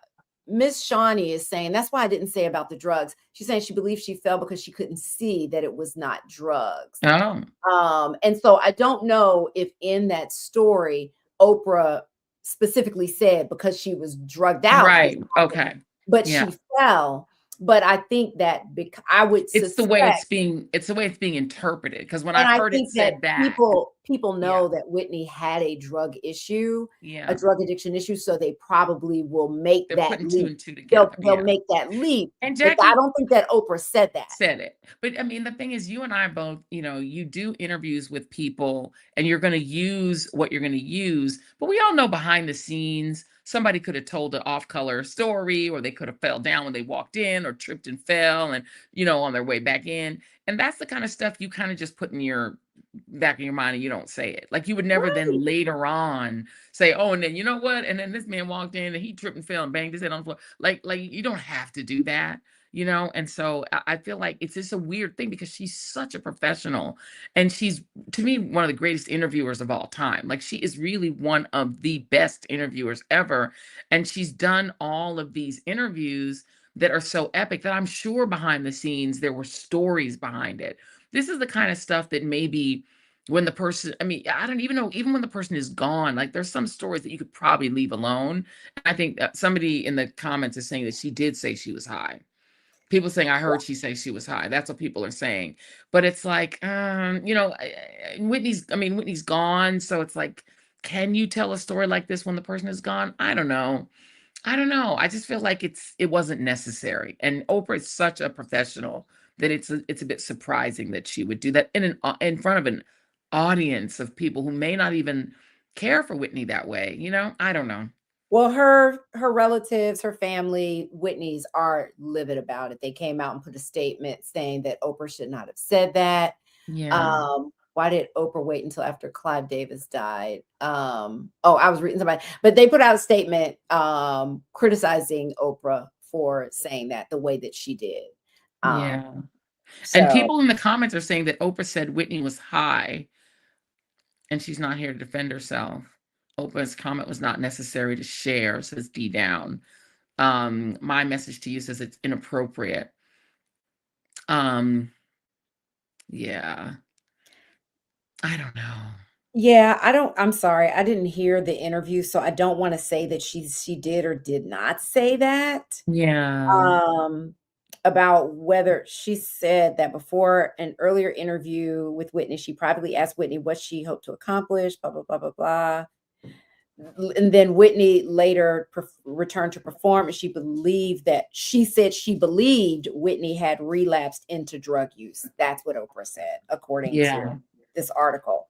Just Oprah said not Whitney fell off stage, and she feared Yeah. if photos or news of the incident became public, it would devastate Whitney's reputation. So she said she personally asked the studio audience not to share any photos or tell the media. And according to Oprah, they honored that request. until she herself, you know what I mean? It's like, if you're gonna go through all the trouble of hiding it at the time, you might as well just keep that and take it to the grave. Yeah. And At so this Pat point, Houston, her sister-in-law, is saying she oversees the Whitney Houston estate, and said Whitney did fall, but maintained it happened during a sound check because of poor lighting and unfamiliarity with the stage, not because she was under the influence of drugs. As they called Oprah's characterization inaccurate and unfair. And as of now, Oprah has not publicly responded. Angela Porter has said she was blessed. I was blessed to be selected to go. It was great. Whitney sounded good. Oh, Angela, tell us how she Wait, sounded. you were there? She's saying, yeah, Angela Porter saying she was blessed to be able to go. No. It was not a sound check. What was it? Oh. Type Hanukkah faster. Burns said it reminds me of when Patti LaBelle outed Luther Vandross years ago. Oh, No, Angela, it was tell us not a more. sound check. People are arguing that I don't really know what was happening. Oprah show did not allow cameras in. Angela Porter said she was there. Angela, tell us more. Say more, sis. She Say said during the more. live taping. When did she Ooh. fall? Tell us what During happened. a live taping. She's typing in pieces. Inquiring minds want to know, says Miss Shawnee. But we don't Girl, want if to. you drive and pull over. Pull over to type it. But because yes, Whitney. Okay. So somebody says Whitney lived a phony life, so we want to see the real Whitney, good or bad. Lynn Lee says, I don't know that that's true. I don't think she that's lived a true. phony life. I think she lived a real life, but that Clive Davis and the industry required her to be a certain person that maybe she wasn't. And I feel like that is the issue because, Chris Witherspoon interviewed Clive Davis back when we were at the Griot, and he asked directly about Whitney's sexual orientation and whether that was something that she was hiding in order to portray this sort of very straight ball gown image. Because remember, the ball gowns and all that was not who Whitney was. She was a tomboy from New Jersey, and it was Clive who put her in the ball gowns and had her become this sort of glamorous image, but that wasn't who she was. Angela has an update. She said, Come on, Angela. Laura Black, she stepped forward toward Clive and her daughter and fell in a hole. What? Girl, she should have filed a lawsuit. Whitney said the night before that hole was not there. Oh, so it was just depth perception. So, come on now. Girl. Back in the day, says Christy Blackman, it was all about image, and Mariah asked Mariah Carey too. Exactly. Everyone Yes. they tried to pass Mariah Carey off as white for at first when Treated Me Kind came out, when her first song came out, they tried to tell us she was Blue-Eyed Soul, and black people were like, no, she's not. We took a look at her and we said, because remember, she wouldn't turn to the camera. She was Yeah. off like this. She was only looking, you could only see her from the side. She would not turn her face to the camera. And we're like, the minute you pivot, we can see you. We know you black. And as soon as she went, nope, we went, darn. We saw, she was like this, trying to be like, I'm white. They were like, whop, nope. We caught her. Angela Vision of said, love. Angela, wait, she has more. She says, you can see Whitney was shaking when she sat down with Oprah after her performance. I fell in a hole. Can you imagine? Oh Oh, my Angela, God. this is breaking. I love First this. of all, so Oprah's telling a story that is getting perceived as bad for Whitney. It's actually bad for her show. Whitney could have sued. She could have hurt herself. That's crazy. If they had a hole in the stage and she I tripped and fell know. into it, she could have sued. And if anyone had implied she was on drugs, defamation suit. Listen, there's nothing bad about there's nothing bad about falling. You can fall and that can happen. But if Yeah. you run and remember, she owned that production company. Her company was doing it. There could have been a whole lawsuit. Yeah. Yeah. That could have been a whole lawsuit against Harpo Productions. Like, don't tell that Could story. that be Her why she said family. don't say anything? That might be why she said, audience, don't say nothing, because that's a whole liability lawsuit out here, baby. Right. No. You don't want to tell that story. You outing yourself. You basically saying your set had a set design flaw that almost injured Whitney Houston. Girl. They changed the stage. My God. This is bad. My God. Okay. Well, don't tell that story, Oprah, no more, because somebody from the family girl, might people come are back and so sue mad you. at Oprah over this. It's like Oprah is saying, I don't want y'all to like me anymore. I mean, first it's the Jeff Bezos stuff, right? Her and It's Gail. the thing that she's doing. It's like, girl, what you doing? They're in Who's their the villain era. publicist? They're in their villain era, honey. They're all like, we love Jeff Bezos. We gonna hang out with the Kardashians. It's like everyone's in their villain. I feel like everybody rich from the 90s is trying to get in their villain era, and I don't understand it. Like, don't be in your villain era. Don't ever enter the villain era. Be on the good guy side, please. Yeah. Don't perform for Trump. Don't shake your ass, but don't do something strange for a piece of change, please. Girl, listen. All right, let's move on. Let's talk about Ernie Bezos' wedding. Let's talk about The Polygamist, the show that this one made me watch on Netflix. If y'all are watching this show, The Polygamist, please weigh in the comments. She made me watch it, and I am so mad at her because this show has so many issues. Oh my God. Oh my God. So if you're not watching The Polygamist, I will just tell you it's on Netflix. It is like the number 2 or something. It's like fast rising on Netflix. The last time I checked, it was number 6, but I think it's rising. It is so crazy. If you want, it's 22 damn episodes. So it's which like is a problem. It could have been 6.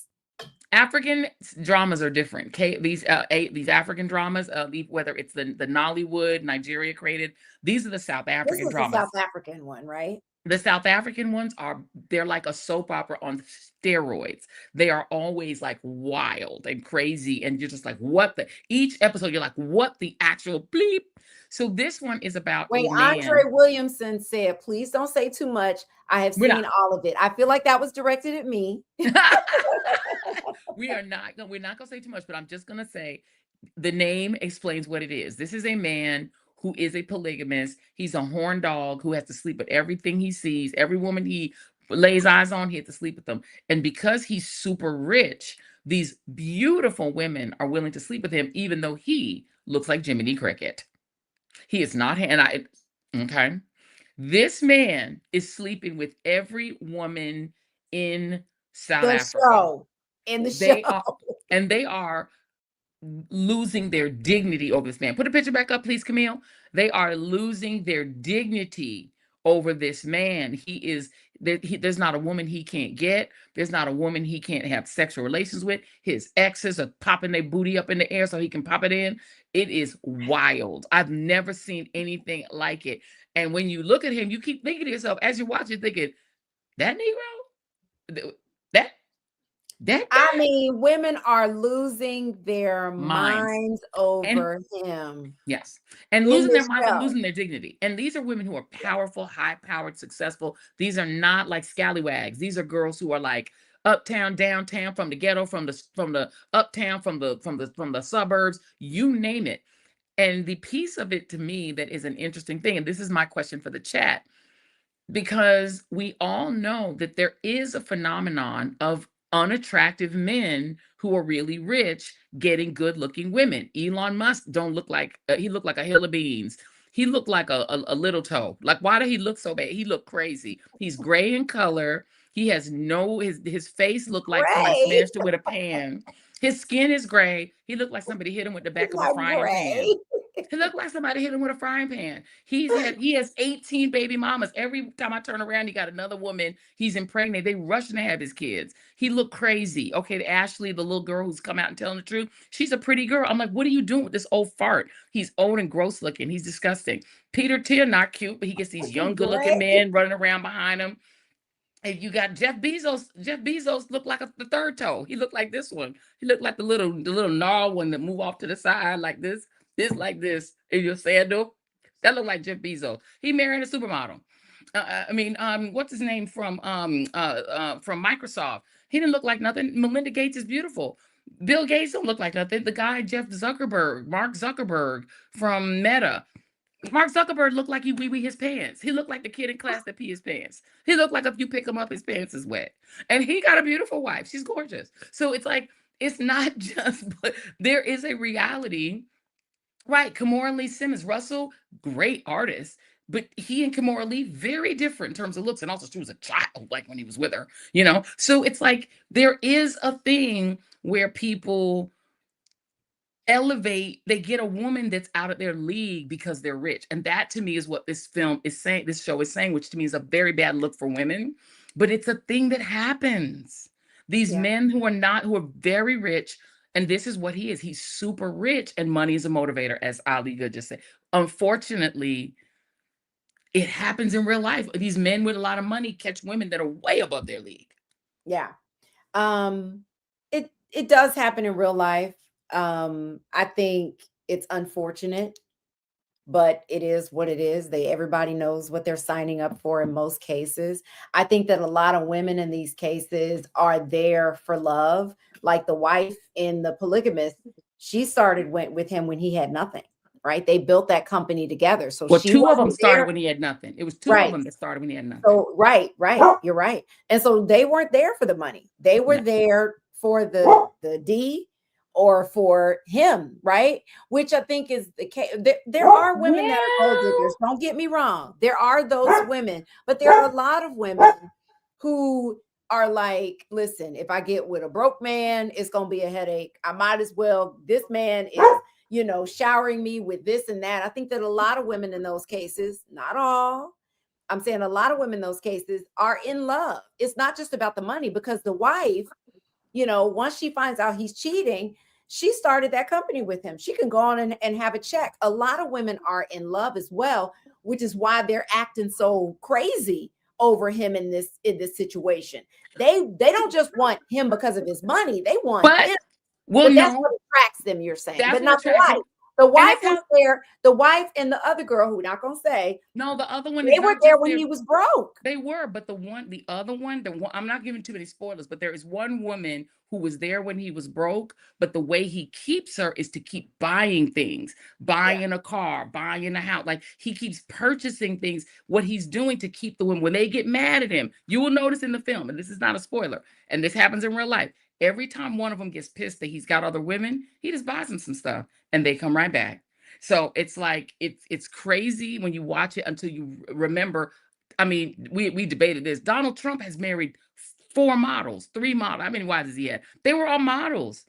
I didn't really think Ivana Trump was that beautiful, but and I'm there, and I'm not a good judge of character of what these women. To me, I don't think they're that beautiful, but they're considered beautiful. The women Donald Trump has married, they're better looking than him, and it happens. Let me just say this real quick. I don't know how to pronounce this handle. It's IVLISE McGill 251. So unnecessary. I hope Whitney haunts Oprah in her sleep. She gonna be trying to sleep, and she could be like, everyone falls in love sometimes. Sometimes it's wrong. Sometimes it's right. For every win. Someone must fail. Oh my God. Shoot, shoot. She gonna be trying to sleep. Shoot it, do. Mellow now. All you gotta do is It's not right, but it's okay. I'm gonna get it it. She's like, Oprah, it's not right, but it's okay, girl. It's not right, but it's okay. She gonna be trying to take a shower, so she gonna hear, oh, what it is for somebody. With somebody. Yeah.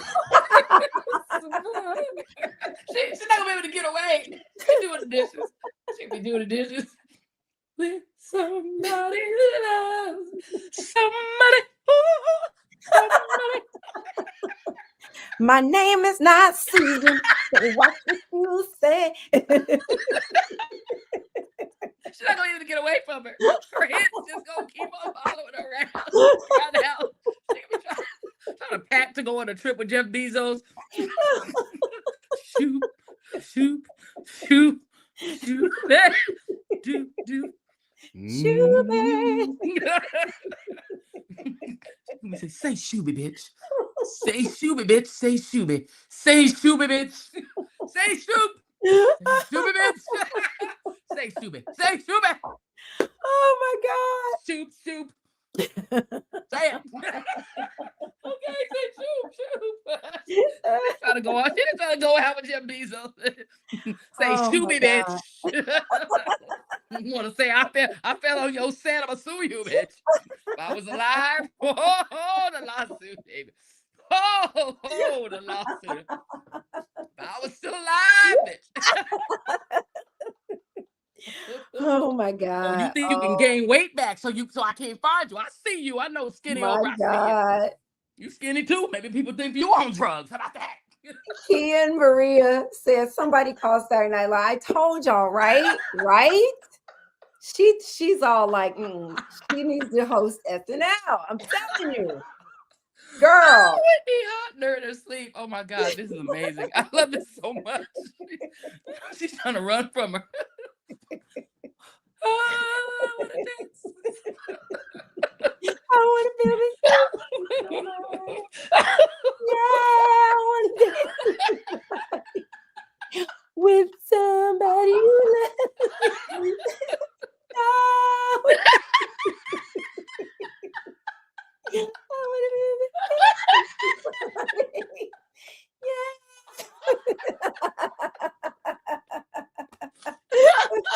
And it'll just never end as long as she lives.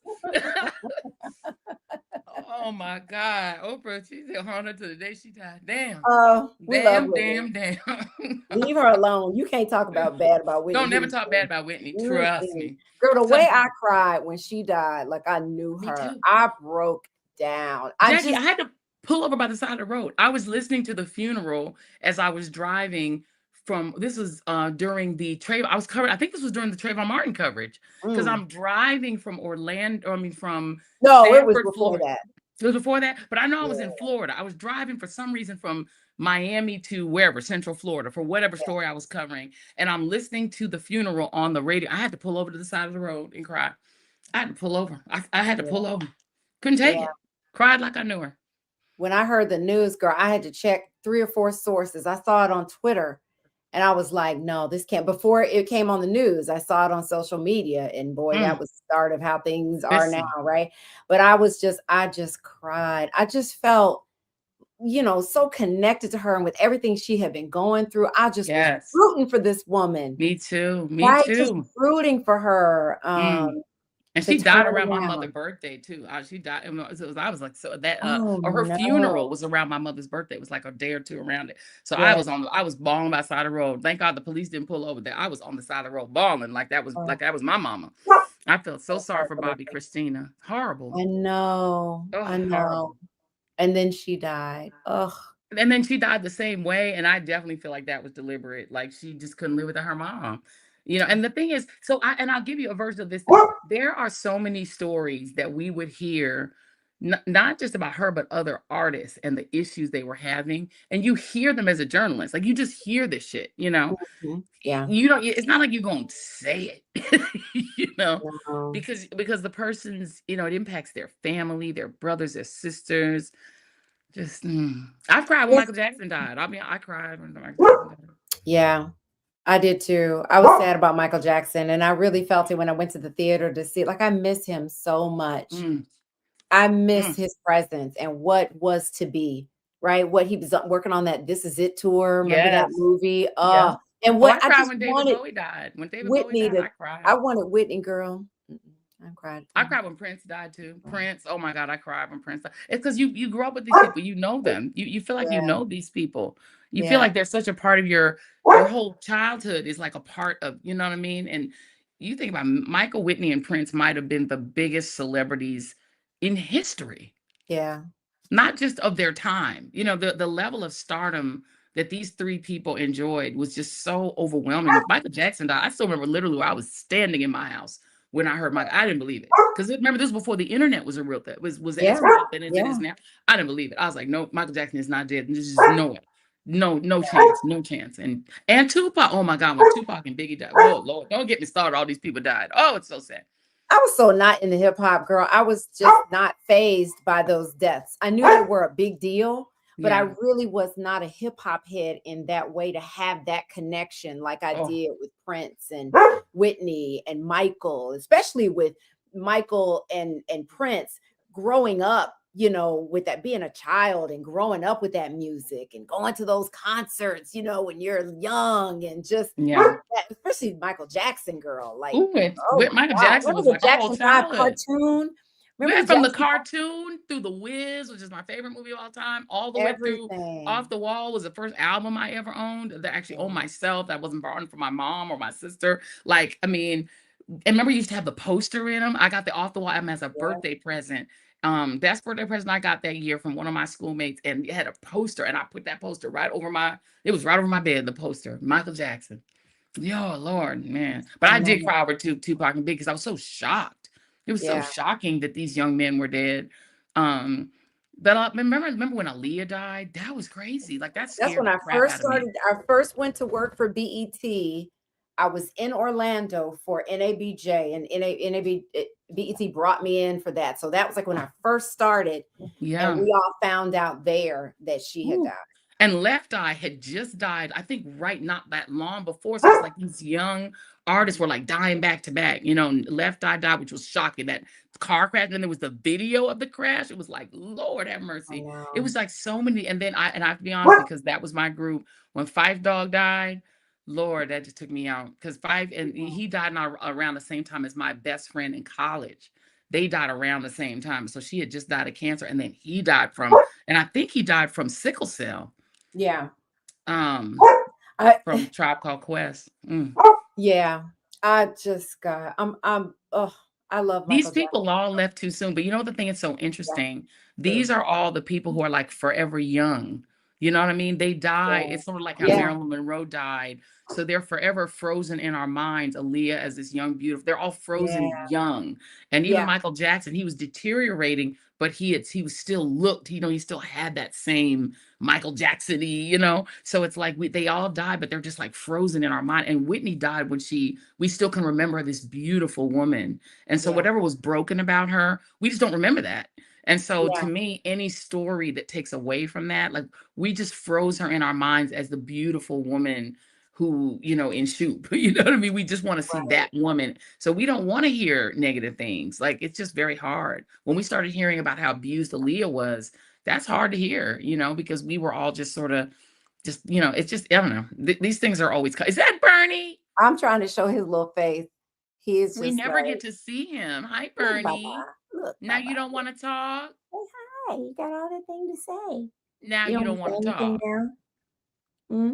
You He's just like, looking at your let me mama. down. He Oh, just told me, Baba. Bernie. Come Hi, on, Bernie. come on. You Yeah. my friend? Aren't you Yes, my friend? Now he yes, don't want to talk. girl. Now he know what to Bernie. say. Yeah. Hi, Say Bernie. hi. Say hi, Titi. Say hi, everybody. Hi, Bernie. Hi, nephew. What's up, nephew? You're so cute. I can't imagine you Doesn't he even remind you of barking. Nala a little bit? He does. For some reason I thought he was gray. I didn't realize he was brown like Nala. I need to let them come and play together. We need to have them have a play date. Oh my God, he's so sweet. Okay, get down. Go be gone. Go chase cats. Bernie's like, I'm not looking. I'm not looking in the camera. Y'all I'm can't go not to both looking. Oh bases. yeah, you. He's like What is Mariah that? Carey. When Mariah used to come at us, see, Mariah did the same thing. She was What like, are you I'm not talking black. about? I'm sideways. Now wait a minute. Before we wrap up, you have something that you're doing with Don Lemon shortly. Yes. So It girl. Now let me tell y'all. She came before we came on, before we started the show. She was like, listen now, I have a heart out because I got to do something with Don and find something. I said, She girl. started laughing. She just started laughing. She literally, now he's barking. When I said I had a hard out because I had to go on with Don, Jackie Reed just started laughing. He ain't gonna be on time. You rushing to get her. That man But I is think not. I think it's Monique though. I don't know. He might be still on vacation, so it might be on time. Oh yeah, he's in Cannes. He's Yeah, still I think it in might Cannes. be. It might be Who's Monique. Monique? Monique Presley. Oh no, but he's been doing his show. Oh, so maybe it's both of them. I'm gonna believe in my heart that Don's gonna be on time.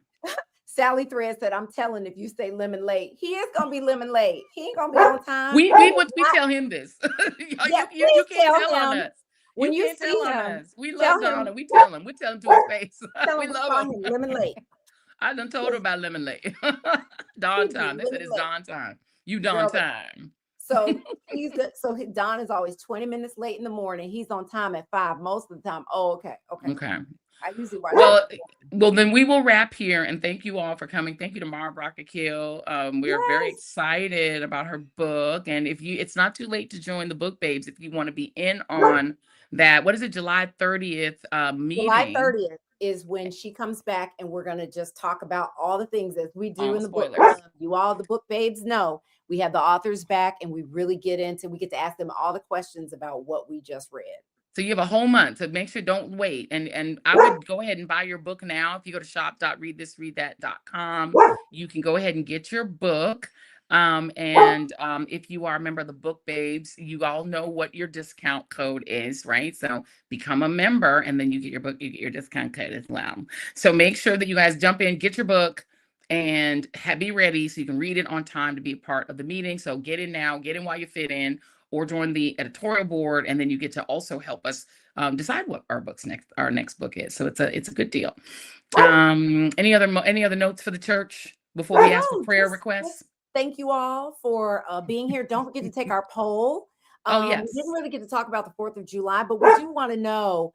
We were talking in our meeting on Monday about what's the result? How many Black people still celebrate the 4th of July. Some of you all may. Some of you may be members of the military. You may, just love celebrating the 4th of July. But we're not talking about just barbecuing. We're talking about, like, are you going to a parade, doing fireworks? So we got a poll there. Take our poll, you guys, and let us know what you're going to be doing. People said I don't celebrate it. We got 0% for barbecue with friends and family, and 50% for work, 50% on the couch. 0%. I'm just saying, Fox is mad about it, but we just tell them we know Black people because we are Black people. Sorry, Fox, you can be mad all you want to, but Black folks celebrate Juneteenth. Thank you for watching. Please make sure you also like and subscribe. Also hit share, hit the little notification bell, and then hit all so that you always will be notified when we go live. I love it when folks jump in the chat and say, "Oh, I'm so glad I finally caught a live." This is how you will never miss a live. Hit the little notification bell, hit all, and then you'll know when we're live. Also, please hit like and subscribe and share. increase the size of the Cousin Nation with so many more things coming, including merch is coming. Also, please support this lady who's on one of the two sides. Camille never tells me. And she's got all kind of ways you can do that. You can go to vegansexycool.com because you can be vegan, sexy, and cool all at the same time. You can also go to Jackie's Weekly Wellness Guide. You can get her emails in your email telling you how to live better. What is on there? And also, girl, stop. The Jackie Reed Experience, where you can find out all the inside scoop, the stories, the news from this incredible news professional, Jackie Reed. We love her and appreciate her. So make sure you support all things Jackie Reed because we love her so much. Thanks, boo. So, you know, I'm just checking to see if Don has started his show I yet. knew that's what you were doing. I knew that's what you were doing. To see if he's on, and he's not, and it's 5 o'clock. He hasn't started yet. But let me say, while you're here, because y'all don't have to go yet. I'll tell you when you go. He hasn't started yet. 5:01. He still hasn't started. Joyanne, you want to follow her and support all the things she's doing. Just go to joyannereed.com. She makes it easy for you. You can find her YouTube, Substack, Twitch, all the things. You can follow her on Instagram, Facebook, all the things that she's doing. You can just go to joyannereed.com and follow her there. We've got a goal. We're trying to get her well over 500,000. Somebody said we're so close. So close. So let's get her there, you guys. Let's get her there. Tell a friend, tell a family member. If you're doing something for the 4th, pull out your phone and tell everybody to follow the Joyanne Reed Show or the Joy Reed Show so we can get her over that hump because it's really important. Indeed. To reach certain milestones. Bonita Pajarita says we do lemon fellowship before the show with the lemon heads. That is very true. The Joy Reed Show, we have a little fellowship with the lemon heads because they always early. So whatever, the lemon heads are always early to the Joy Reed Show. And then but he lemon late. They never lemon late. They early. They always lemon early. They in the chat talking, and I don't care if you want to be in the chat, but he ain't there. It's 5:01. So I have time to go and refresh my beverage. You do, girl. Go make something to eat. Go make something to eat. I'm gonna make myself a little snack. And then circle back. I'll be there. Yeah, I'll be there. Time, girl. I'm gonna get over there, y'all. I'll be fine. Look, but they still run over there. I love it. Lemonheads and readers. We appreciate y'all. I know y'all jumping over to go into the Dawn chat. So appreciate you guys, and we'll see you. Go ahead, Jackie. Give us a closing thought, Pastor. Child, everyone falls in love sometimes. Oprah. Oprah. Don't talk about that lady no more. Leave her alone. Leave her alone. That's my closing thoughts. Oprah, wow. Oprah, wow. Help us help you, sis. Help us help you. Don't say nothing why else. you don't want us to like you, girl? What's going on? We want to love you. We want to love you. Just don't say nothing else. Oprah. Oh.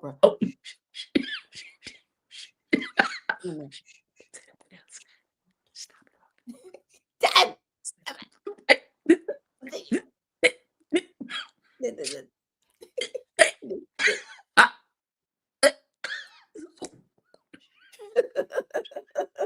Bye, y'all. Bye, y'all.